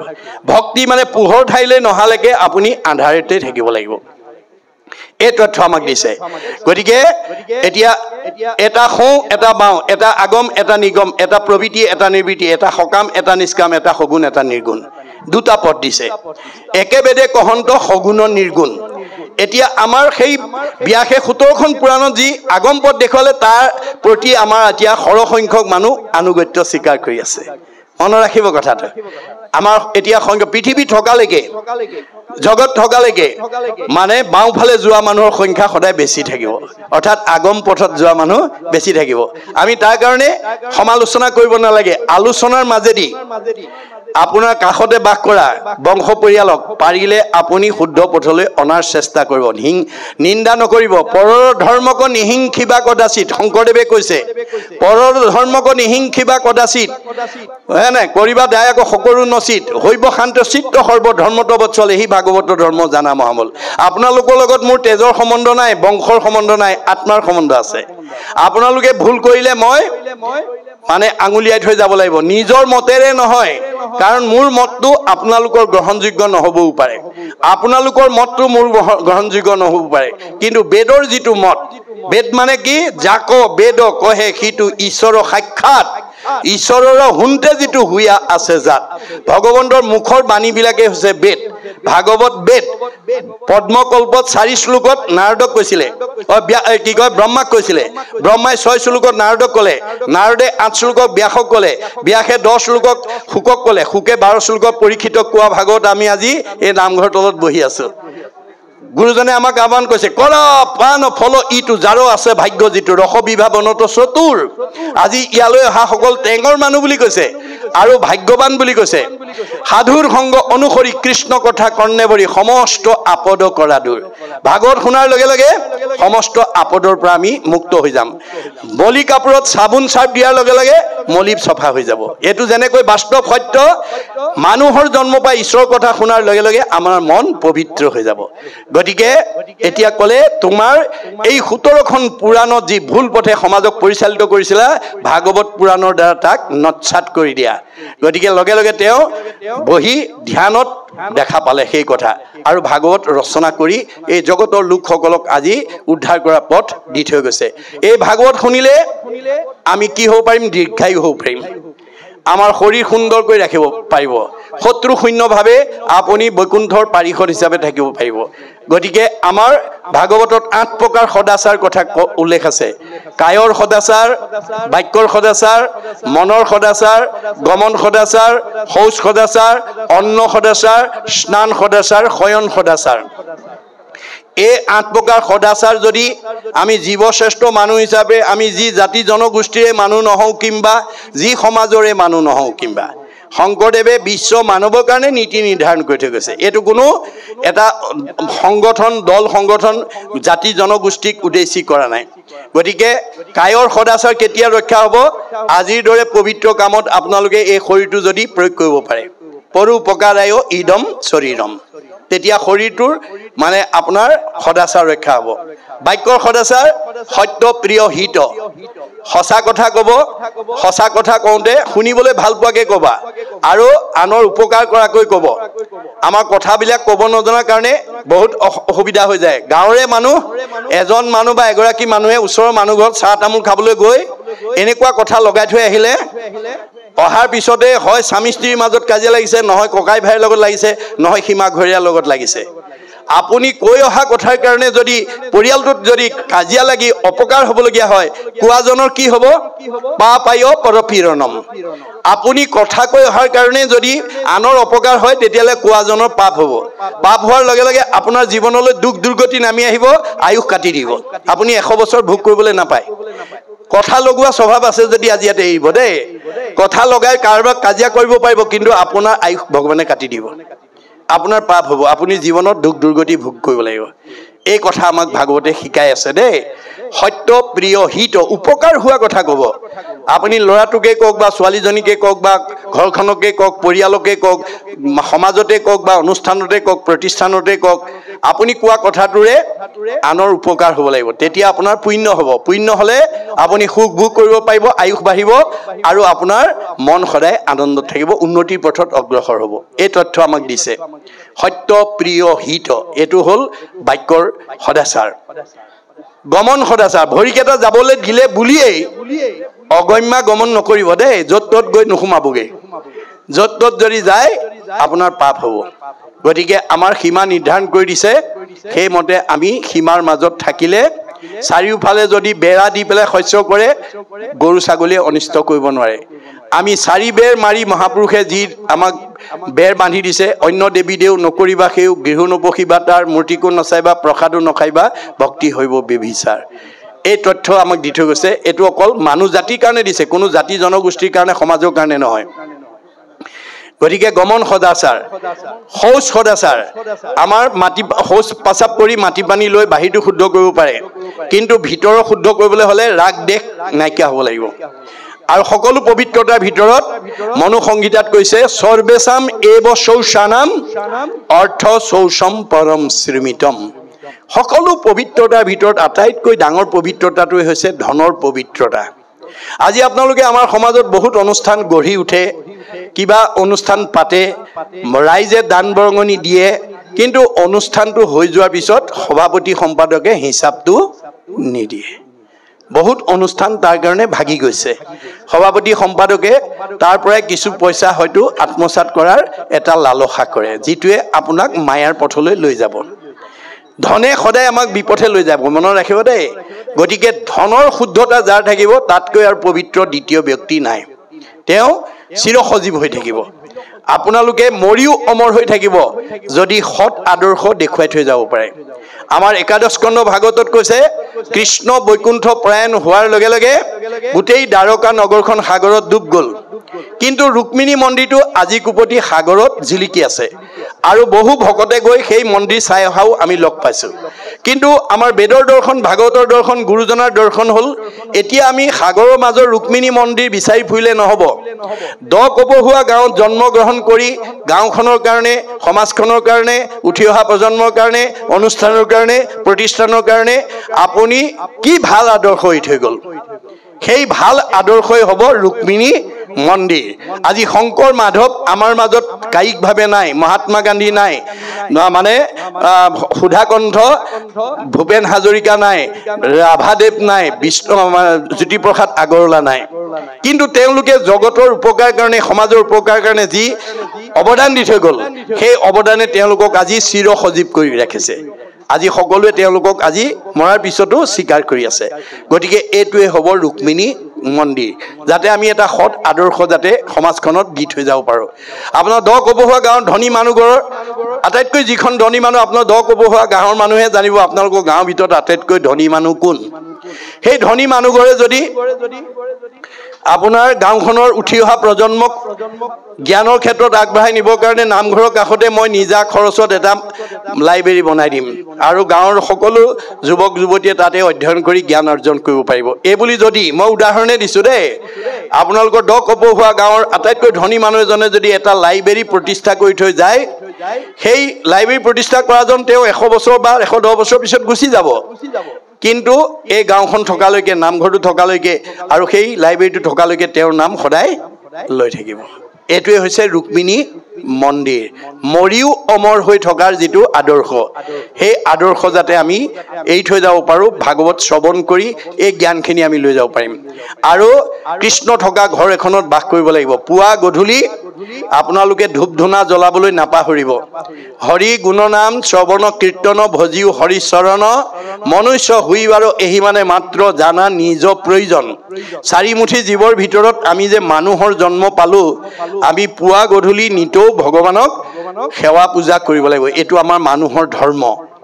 গতিকে আমাৰ প্ৰত্যেকৰ ঘৰতে গুৰুগৃহ অকণমান থাকিব লাগে উপাসনা কৰা ঠাই অকণমান কাৰোবাৰ মই ভবা নাই দ কপহুৱা গাঁৱত কাৰোবাৰ গৃহত নাই বুলি যদি আজি তাৰিখত কাৰোবাৰ নাই তেতিয়া অহাকালিৰ পৰা আপোনালোকে ভিতৰতে অকণমান আছুতীয়াকৈ আৰবে দি হ'লেও গুণমালা কীৰ্তন ঘোষা এখন থৈ হ'লেও আপুনি ল'ৰা ছোৱালীকেইটাক লগত লৈ পুৱা গধূলি ধূপ ধূনা জ্বলাই তাতে ঈশ্বৰ উপাসনা কৰিব প্ৰাৰ্থনা এটা গাব আৰু ভগৱানক ক'ব প্ৰভু মানে শইকীয়া বাপৰ দৰে হাজৰিকা বাপৰ দৰে কোঁৱৰ বাপৰ দৰে গগৈ বাপৰ দৰে মোৰো এটা ধুনীয়া গুৰুগৃহ নিৰ্মাণ কৰি লোৱা তোমাৰ উপাসনাৰ স্থান অকণ বনোৱাৰ হেঁপাহ আছে পিছে এইকেইটা অভাৱৰ কাৰণে মই পৰা নাই কৃপা কৰি মোক মনৰ বাঞ্ছাটো পূৰ্ণ কৰিব বছ যদৃশী ভাৱনা জৈশ্য সিদ্ধি ভৱতি তাদৃশী হ'ব তুমি যেতিয়া ভাবিলা মই তোমাক খুব কম সময়ৰ ভিতৰতে তোমাৰ সেই মনৰ বাঞ্ছা পূৰ্ণ কৰি দিম এয়াই হৈছে ভগৱন্তৰ মহিমা দেই। আপুনি যি গুণত বিচাৰিব সেই গুণৰ কাম কৰি দিব। আমাৰ ভাগৱতে কৈছে গুণনাম অনুসৰি বেকত হুৱন্ত হৰি সুমৰন্ত যেই জীৱা ভাৱে সেই ভাৱে ভকতৰ পূৰ্ণ কৰি মনকাম ঈশ্বৰ নামৰ প্ৰভাৱে। ভগৱতৰ নামৰ মহিমা আছে, ই ক্ৰিয়া কৰে আমাক, কিন্তু আপুনি ল'ব লাগিব। আপুনিহে জানে কি সমস্যাত পৰিছে। আপুনি সমস্যাত পৰি যদি ভগৱানক একান্ত মনে কয় প্ৰভু মোৰ এই বিপদৰ পৰা তুমি উদ্ধাৰ নকৰিলে আৰু কৰোতা নাই, লগে লগে অব্যক্ত ঈশ্বৰ হৰি জাত পৰে নাহি নাহি পৰম পুৰুষ ভগৱান এই ভক্তজনে লৈলে নাম পূৰ্ণ কৰি মনকাম অন্তৰতে দেই সমিধান। যদিও ভগৱন্ত অব্যক্ত অদৃশ্য নিৰাকাৰ নিৰ্গুণ অব্যক্ত, আপুনি হৃদয়ত ব্যক্ত হৈ যাব, ব্যক্ত হৈ যাব আৰু কৈ দিব কাৰ ওচৰলৈ গ'লে আপোনাৰ সমস্যাটো সমাধান হ'ব। অথবা প্ৰতিনিধি পঠাই দিব, ব্যাসৰ ওচৰলৈ নাৰদক পঠিওৱাৰ দৰে প্ৰতিনিধি পঠাই দিব। এয়াই হৈছে ভগৱন্তৰ নামৰ মহিমা। যি গুণত বিচাৰে, আমাৰ 3টা গুণ আছে মনত ৰাখিব দেই, সত ৰজ তম। সত ৰজ তম 3টা গুণত আমাৰ মানুহে ভগৱন্তক বিচাৰে। কিছুমানে তম গুণত বিচাৰে, কিছুমানে ৰজ গুণত বিচাৰে, কিছুমানে সৎ গুণত বিচাৰে। আচলতে আমি কোনটো গুণত বিচাৰিব লাগে? আমাৰ ভাগৱতে কৈছে ৰজু তম গুণে নেই বিষয়ক সত্য গুণে বুদ্ধি ভৈলে তৰে সংসাৰক। ৰজগুণী মানুহবিলাকে ভগৱন্তক কিয় মাতে জানে? ইন্দ্ৰিয় সুখ ভোগৰ কাৰণে। ঈশ্বৰে নকৰক, আপোনালোকৰ ইয়াত আছে বুলি মই ভবা নাই। যদি কাৰোবাৰ গাঁৱত ভঙুৱা মদপী মানুহ থাকে, তেওঁলোকে ৰাতিপুৱা সাৰ পোৱাৰ লগে লগে হাত দুখন বুকলৈ নি কয় প্ৰভু মোক এচিলিম খুৱাবা। আৰু ভঙুৱাজনে কয় দেই, মদপীজনে কয় এগিলাচ খুৱাবা। আৰু এতিয়া ভগৱানে কয় হ'ব হ'ব, তই ৰাতিপুৱাই যেতিয়া দৰখাস্ত দিলি মই অনুমোদন জনাই দিছোঁ, ভাত খাবলৈকে নাপাবি তথাপি তোক মদ বা ভাং এচিলিম মই খুৱামেই। মদ ভাং খোৱা মানুহে ভাতেই নাখাব, কিন্তু মদ বা ভাং খাবলৈ সি পায়। সি কাৰণ দৰখাস্তখন ৰাতিপুৱাই দিয়ে, কাৰণ আমি ৰাতিপুৱাই দৰখাস্তটো ভগৱানক দিব লাগে। সেইকাৰণে আমাৰ সদাচাৰৰ ভিতৰত শয়ন সদাচাৰো এটা অন্যতম সদাচাৰ, যে আমাৰ বহুত মানুহে শুবও নাজানে উঠিবও নাজানে। আমাৰ শুব নজনা উঠিব নজনা মানুহৰ সংখ্যাই এতিয়া আমাৰ সমাজত বেছি। টোপনি ধৰিলে পেট ভৰাই ভাত খালে, খাই গৈ কোমল বিচনা পায়, এতিয়া গৰম দিনত লেপ তুলি লৈ একদম শুই দিয়ে। আৰু তেনেকুৱা অভ্যাস আছে যে এৰিব দেই। শুবলৈ যাওঁতে কেনেকৈ আমি শুব লাগে মাধৱদেৱে কৈছে, দুঃস্বপ্ন নাশন ইটো মাধৱ মাধৱ নাম দুষ্ট গ্ৰহ ভয় বিনাশন পৰম সম্পদৰ ৰূপ জানি মাধৱৰ নাম সৰ্বদাই কৰিও কীৰ্তন। আমি সদায় শুবলৈ যাওঁতে ভগৱানৰ 1000 এফাকি নাম ঘোষাৰ 1000 এফাকি ঘোষাৰ ভিতৰত এফাকি ঘোষা হৈ গাই যদি শুৱে, তেতিয়াহ'লে দুষ্ট গ্ৰহৰ প্ৰতিক্ৰিয়াই আপোনাক বেয়া সপোন দেখুৱাব নোৱাৰে, বেয়া অসুবিধা আপোনাৰ নাহে। এয়া আমাক মহাপুৰুষে কৈছে। কেতিয়াবা আপোনাৰ পাৰিবাৰিক জীৱনৰ দুখ দুৰ্গতিয়ে বা সামাজিক বা ককাই ভাইৰ মাজত বা স্বামী স্ত্ৰীৰ মাজত কিবা সংঘাতে এনেকুৱা প্ৰতিক্ৰিয়া কৰে যে আপুনি বিচনাত পৰি ছাতি পুতি কৰি থাকে, বহুত সময়লৈকে টোপনি নাহে। তেনেকুৱা দুৰ্দিন যদি কাৰোবাৰ জীৱনলৈ নামি আহে, আপুনি যিমান ঘোষা মুখস্থ আছে, যিমান কীৰ্তন মুখস্থ আছে, যিমান বৰগীত মুখস্থ আছে, যিমান দিহানাম মুখস্থ আছে, আপুনি গাবলৈ যত্ন কৰক, তৎক্ষণাৎ চাউণ্ড স্লিপ আহি যাব। এয়া গুৰুজনাৰ দৰ্শন। আমাৰ বহুত মানুহ উঠিবও নাজানে,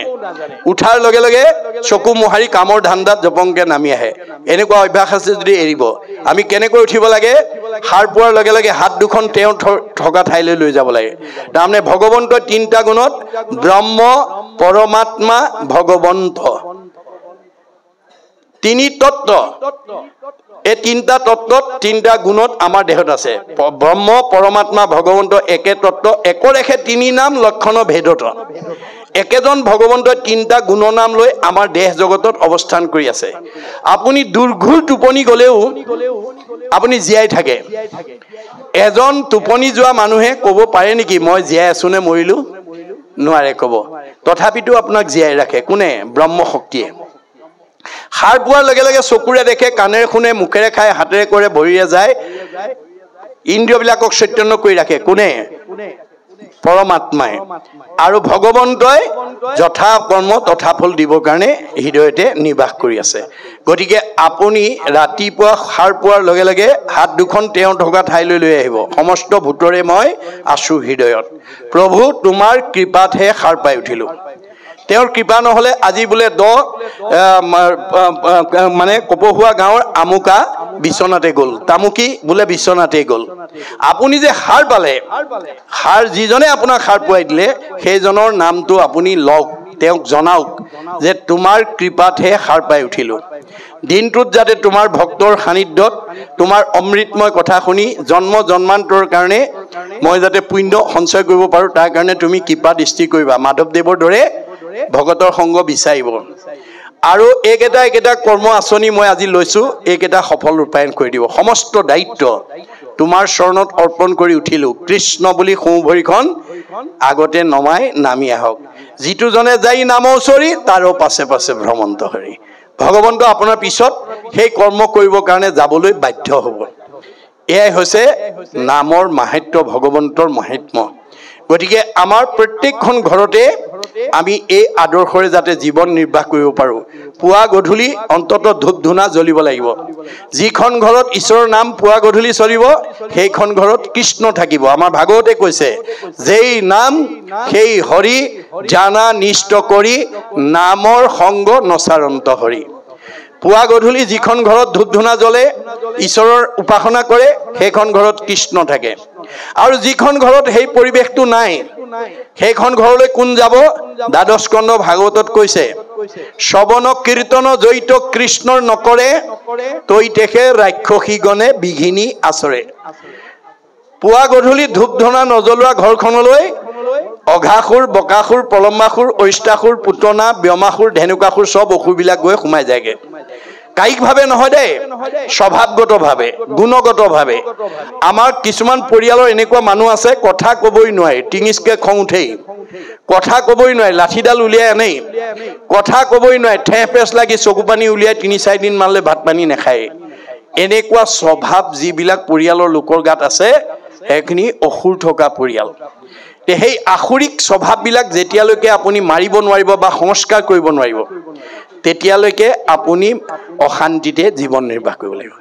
তাৰ পৰা আমি কেনেকৈ উদ্ধাৰ হ'ম? নাৰায়ণ ঠাকুৰ এটা ফকৰা কৈছে, কুকুৰে কৰিলে বিয়া বাঘৰ জীয়াৰী, দেখিয়া ভালুক গৈ ঘৰ বাৰী এৰি। কুকুৰে যদি বাঘৰ জীয়াৰী বিয়া কৰে, সেইখন ঘৰত ভালুকৰ পৰিয়াল থাকিব নোৱাৰে। এইটো হৈছে তেওঁৰ ফকৰাটোৰ তাৎপৰ্য। কুকুৰ মানে জীৱ, ডেকা ল'ৰাই হওক, গাভৰু ছোৱালীয়ে হওক, বোৱাৰীয়ে হওক, জীয়াৰীয়ে হওক, পিতৃয়ে হওক, মাতৃয়ে হওক, যিটো জীৱই বাঘৰ জীয়াৰী মানে নাম, বিয়া মানে সম্পৰ্ক, নামৰ লগত যি সম্পৰ্ক ৰাখিব। নাম সোমাই যোৱাৰ লগে লগে দুৰ্বাসনা ওলাই যাবলৈ কৰ্ণপথে ভকতৰ হিয়াত প্ৰৱেশী হৰি দুৰ্বাসনা হৰে সংস্থাই। আপুনি ঈশ্বৰৰ নাম লোৱাৰ লগে লগে, কাণেদি ঈশ্বৰৰ নাম সোমোৱাৰ লগে লগে বেয়া ভাৱবিলাক ওলাই যাবলৈ বাধ্য হৈ যাব। খালী বটলটোত পানী ভৰাই দিয়াৰ লগে লগে তাৰ ভিতৰৰ বায়ু ওলাই যাবলৈ বাধ্য হ'ব। এইটো বিজ্ঞানসন্মত সত্য। দেখাত যদিও খালী বটল, বায়ু পূৰ্ণ হৈ আছে। গতিকে সেই বায়ু ভিতৰত বায়ুখিনি উলিয়াবলৈ হ'লে পানী ঢালিব লাগিব। গতিকে আমাৰ মনৰ পৰা বেয়া ভাৱবিলাক আঁতৰাবলৈ ভাল ভাৱ, কৃষ্ণৰ কথা সোমাব লাগিব, আনন্দৰ কথা আমি সোমাব লাগিব। এই তথ্য আমাক মহাপুৰুষে দিছে। এইখিনি কথা আমি ভাগৱতৰ অধ্যয়নৰ মাজেদি আমি যাতে উঠি অহা প্ৰজন্মক আজিৰ দৰে আপোনালোকে পৰিৱেশ সৃষ্টি কৰি বছৰত এবাৰ, দুদিনীয়া, তিনিদিনীয়া, 4 দিনীয়া আপোনালোকৰ সামৰ্থ্য অনুসৰি যদি এই ধৰণৰ আমি আলোচনা কৰোঁ, তেতিয়াহ'লে আমাৰ উঠি অহা প্ৰজন্ম সংস্কাৰমুখী হ'ব। গতিকে ভগৱন্তৰ কথা বিনে আমাৰ জীৱক সংস্কাৰ কৰা বিকল্প নাই। এই ক্ষেত্ৰত আইসকলৰ প্ৰাধান্য আটাইতকৈ বেছি। গতিকে আইসকলে আমাৰ এনেকুৱা ধৰণেৰে পৰিয়ালটোক আগুৱাই নিয়াৰ ক্ষেত্ৰত ভূমিকা ল'ব লাগিব, যিটো ভূমিকাই আপোনাক 3 কালৰ কথা ক'ব পৰা যোগ্যতা অৰ্জন কৰিব। এনেকুৱা উদাহৰণ মহাপুৰুষে আমাক দেখুৱাই থৈ গৈছে যে আইসকল যদি ভক্তিমন্ত হৈ যায়, ঈশ্বৰৰ প্ৰতি শ্ৰদ্ধাশীল হৈ যায়, তেতিয়াহ'লে তেওঁৰ লগতে সেই ঘৰখনৰ সকলো জীৱৰ চতুৰ্বৰ্গ সাধন কৰে আৰু 3 কালৰ কথা ক'ব পৰা যোগ্যতা তেওঁ অৰ্জন কৰে। এই উদাহৰণ আমাক কোনে দিছে? সাবিত্ৰী সতীয়ে। সাবিত্ৰী সতীয়ে সতীত্ব গুণৰ প্ৰভাৱত তিনি কালৰ কথা ক'ব পাৰিছিল গতিকে এদিন দেৱশৰ্মা নামৰ এজন ব্ৰাহ্মণে তেওঁ একমাত্ৰ বৃদ্ধ মাতৃৰ লগত মনোমালিন্য হৈ মাতৃক ঘৰতে এৰি থৈ তেওঁ অৰণ্যত গৈ আশ্ৰম পাতি ভিক্ষা খুজি জীৱন নিৰ্বাহ কৰি আছে এদিন ভিক্ষা বিচাৰি যাওঁতে নদীতে গা ধুই তিয়নিখন শুকাবৰ কাৰণে পাৰত মেলি থৈছিল তেনেতে এটা বগলী আৰু কাউৰী আহি তেওঁৰ তিয়নিখনত পৰি মল ত্যাগ কৰিলে দেৱশৰ্মাই কুৰ্ধাগ্নিৰে চোৱাৰ লগে লগে বগলী আৰু কাউৰীটো কুৰ্ধাগ্নিত পৰি ভস্মীভূত হ'ল পুনৰ কাপোৰখন ধুই শুকুৱাই লৈ তেওঁ সাবিত্ৰীৰ ঘৰত ভিক্ষা মাগিবৰ কাৰণে গৈছে ভিক্ষা হেতু পাইলা গয়া সাবিত্ৰীৰ ঘৰ বহি আছে প্ৰতিব্ৰতা দেখে বিপ্ৰবৰ বহি থকা অৱস্থাত দেখি পেলাই তেওঁ মানে ভিক্ষা মাগিবলৈ যাওঁতে বহি আছে প্ৰতিব্ৰতা নাৰীতো ভিক্ষা খোজে বিপ্ৰবৰ নিজ স্বামী ভ্ৰমণান্তে আহে নিজ ঘৰ যিটো সময়ত তেওঁ ভিক্ষাৰ জুলুঙা লৈ সাবিত্ৰীৰ দুৱাৰ মুখত থিয় হৈছে একেটা সময়তে স্বামী প্ৰবাসৰ পৰা আহি ঘৰৰ ভিতৰত সোমাইছে সাবিত্ৰীৰ দুটা অৱস্থাৰ সন্মুখীন হৈছে ভিক্ষাৰী আহি দুৱাৰ মুখত ৰৈছে আৰু স্বামী প্ৰবাসৰ পৰা আহিছে মনত ৰাখিব বহুত দূৰৰ পৰা ভ্ৰমণ কৰি তেওঁ খোজকাঢ়ি আহি ঘৰ সোমাইছে স্বামীয়ে ভাবিলে মই স্বামীৰ শুশ্ৰূষাটো আগতে কৰোঁ এই বুলি স্বামী দেখি প্ৰতিব্ৰতা লৈয়া আসন বহিবাক লাগি পাছে কৰিলা অৰ্পণ আসন এখন আনি বহিবলৈ দিয়াৰ পিছত দ্বিতীয় কাৰ্যসূচী কি লৈছে তেওঁ যিহেতু বহুত দূৰ খোজকাঢ়ি আহিছে ভৰি বিষ হৈ আহিছে ভৰি বিষটো উপশম কৰিবৰ কাৰণে তাতো পাছে উষ্ণ পানী লৈয়া সাদৰে স্বামীৰ চৰণ ধৌত কৰে ধীৰে ধীৰে তাৰমানে গৰম পানী লৈ ভৰিকেইটা ধুৱাই দিছে মই এঠাইত তেনেকে কওঁতে এজন বুঢ়াই উঠি পেলাই ক'লে বাপ আমাৰ গৰাকীয়ে গৰম পানীয়ে ধোৱাওক চাৰি এই মানে ভদিয়া নামৰ পৰা পাথৰ পৰা যোৱা দেৰি হ'লে দুৱাৰেই খুলি নিদিয়ে মই বোলো আপোনাৰ আইগৰাকীৰ পৰা গৰম পানী পাবলৈ হ'লে আপুনি ভাগৱত ব্যাখ্যা অনুষ্ঠান ধৰ্মালোচনী অনুষ্ঠান লৈ আইগৰাকীক পঠাব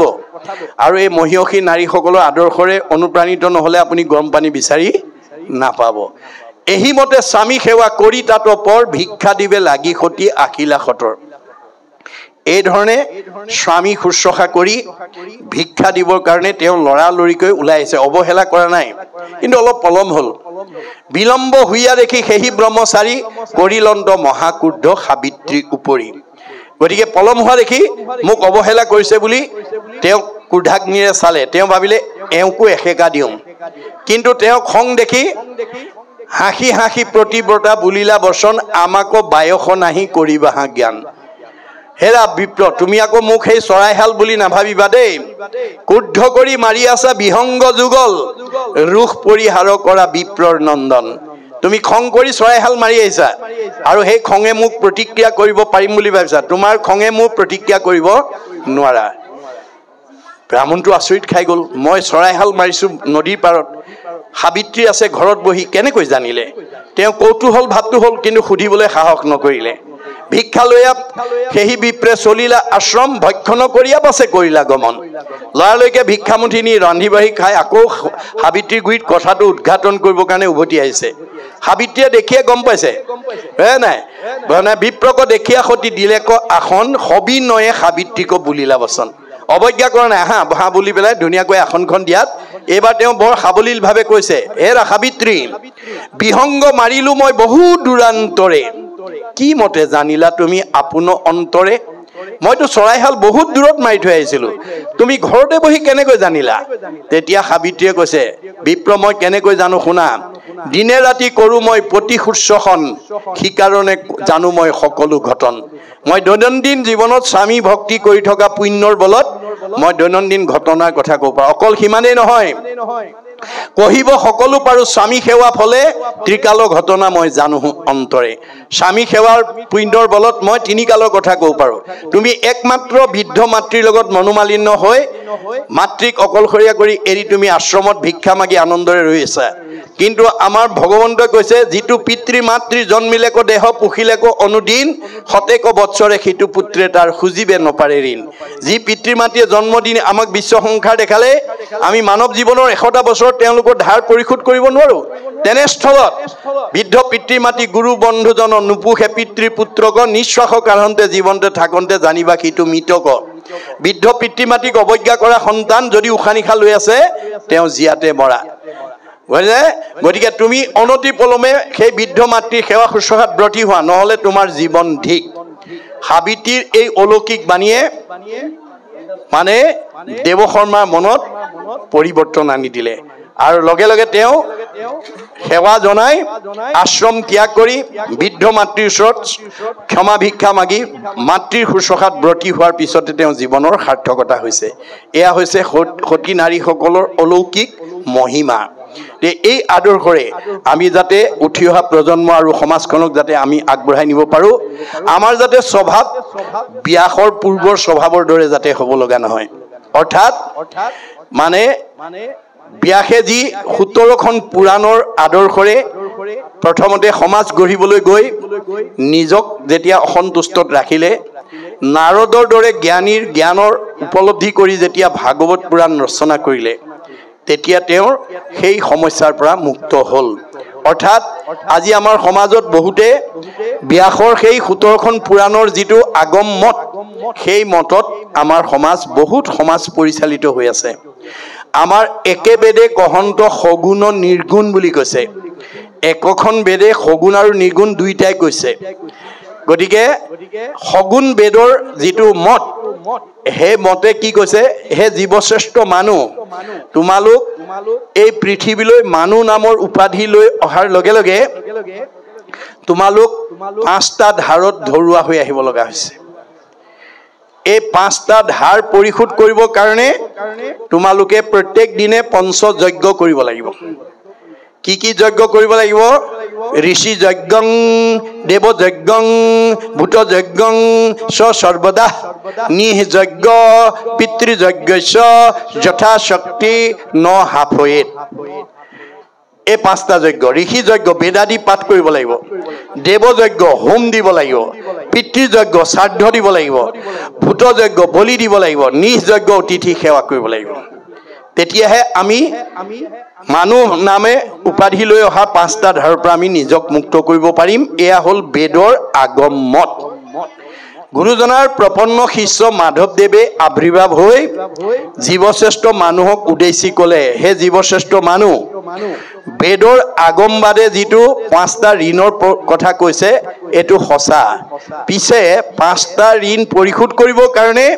যিটো পঞ্চযজ্ঞৰ কথা কৈছে, সেইটো নকৰাকৈ অতি সহজে আমি 5টা ঋণৰ পৰা মুক্ত হোৱাৰ পথ আগম বেদে জনাইছে। পিতৃভূত পতি দেৱ ঋষি সুহৃদৰ, উপজিলে তা সম্ভাৰ ঋণী হুৱে নৰ। হোমে দেৱ ঋণ খোজে তৰ্পণে ঋষিৰ, বলিদানে ভূত শ্ৰাদ্ধ আদিয়ে পিতৃৰ। সমভাৱে সুহৃদ সবৰ খোজে ঋণ, এহিমতে ঋণী সদা ভকতি বিহীন। অৰ্থাৎ আজিৰ দৰে যদি আমি ঈশ্বৰৰ কথা নুশুনো, নাগাওঁ, নকওঁ, তেতিয়াহ'লে আমি এই 5টা যজ্ঞ কৰিব লাগিব। কায় বাক্য মন কৰি নিশ্চয় যিজন, মুকুন্দৰ চৰণত পখিল শৰণ। তাৰ হব ঋণ খোজা গৈল সমস্তৰে, নকৰিও ঋণী আৰু নুহি সিটো নৰে। কায় বাক্য মন একনিষ্ঠ কৰি আমাৰ সকলোৰে পিতৃ কৃষ্ণ, সেইজনৰ চৰণত যদি আমি আশ্ৰয় ল'ব পাৰোঁ, এই 5টা ঋণে আমাক প্ৰতিক্ৰিয়া কৰিব নোৱাৰে। অৰ্জুনেও প্ৰতিবাদ কৰিছিলে, তুমি চব নামতে হয় বুলি কোৱা, তপ জপ যাগ যজ্ঞ হোমব্ৰত মিছা নেকি? তেতিয়া কৃষ্ণই হাঁহি পেলাই উত্তৰ দিছিলে, আৰু হেৰা শুনা তুমি একবিনে নুসুধুই, অবিদ্যা মায়াত ভিন্ন দেখি। হে অৰ্জুন, তুমিয়ে মই একেটাই। মায়াত থকাৰ কাৰণে আমাক দুটা দুটা বুলি ভাবে। মূৰ অংশ জীৱ তুমি, মই আত্মা অন্তৰ্যামী, এহি হেতু তুমি মই সখী। তুমি মোৰ অংশ জীৱ অৰ্জুন, সেইকাৰণে তুমিয়ে মই সখী। গতিকে তোমাক মই সঁচা কথা কওঁ শুনা, যে য'ত মানে তপ জপ যাগযজ্ঞ হোমব্ৰতৰ প্ৰয়োজন সেই ঠাইতে থাকিব য'ত সূৰ্যৰ পোহৰ নাথাকে ত'তহে আন্ধাৰ থাকিব সূৰ্যৰ পোহৰ থকা ঠাইত যেনেকৈ আন্ধাৰ থাকিব নোৱাৰাটো বিজ্ঞানসন্মত সত্য ঠিক তেনেকৈ জৈত্যনায়ী মূৰ নাম সূৰ্যৰ উদয় তৈতেষে প্ৰকাশে তপ জপ যজ্ঞ ছয় তাতহে তপ জপ যাগযজ্ঞ কৰিব লাগিব মোৰ নাম থকা ঠাইত তপ জপ যজ্ঞ কৰাৰ প্ৰয়োজন নাই তথাপি প্ৰত্যয় যদি নাহিকে তোমাৰ কৰোতেবে শুনা হেৰা সত্য অংগীকাৰ তথাপিও তুমি যদি বিশ্বাস নকৰা মই শপত খাই কওঁ শুনা সত্যে সত্যে সত্যে সত্যে সত্যে নিষ্ঠা মানি সত্যে সত্যে সত্যে সত্যে সত্যে বোলো বাণী কৌটি কৌটি পাপৰ নামেষে সংহাৰক নাম বিনে নাহি সখী সংসাৰ তাৰক দশ সত্য কৰি মই দঢ়াইলো তোমাক নাসজাইবা যদি সখী নকৰা সঞ্জাত মই 10 বাৰ শপত খাই তোমাক সঁচা কথা কলো তুমি যদি বিশ্বাস নকৰা তুমি নিজেই মানে বিপথে যাবা এই দুখে মোক স্পৰ্শ কৰিব নোৱাৰে গতিকে এই তথ্য আমাক মহাপুৰুষে দি থৈ গৈছে গতিকে আমি কাকো সমালোচনা নকৰিব কাকো নিন্দা নকৰিব সঁচা কথাটো কৈ যাব মানিলে তৰিব নামানিলে মৰিব আন্ধাৰ পোহৰ চিৰদিন থাকিব গতিকে আমি আন্ধাৰ এৰি পোহৰলৈ আহিবৰ কাৰণেহে ভাগৱত শুনিবলৈ আহিব লাগে অৰ্থাৎ অজ্ঞানতাৰ পৰা যাতে আমি জ্ঞানৰ পোহৰ পাওঁ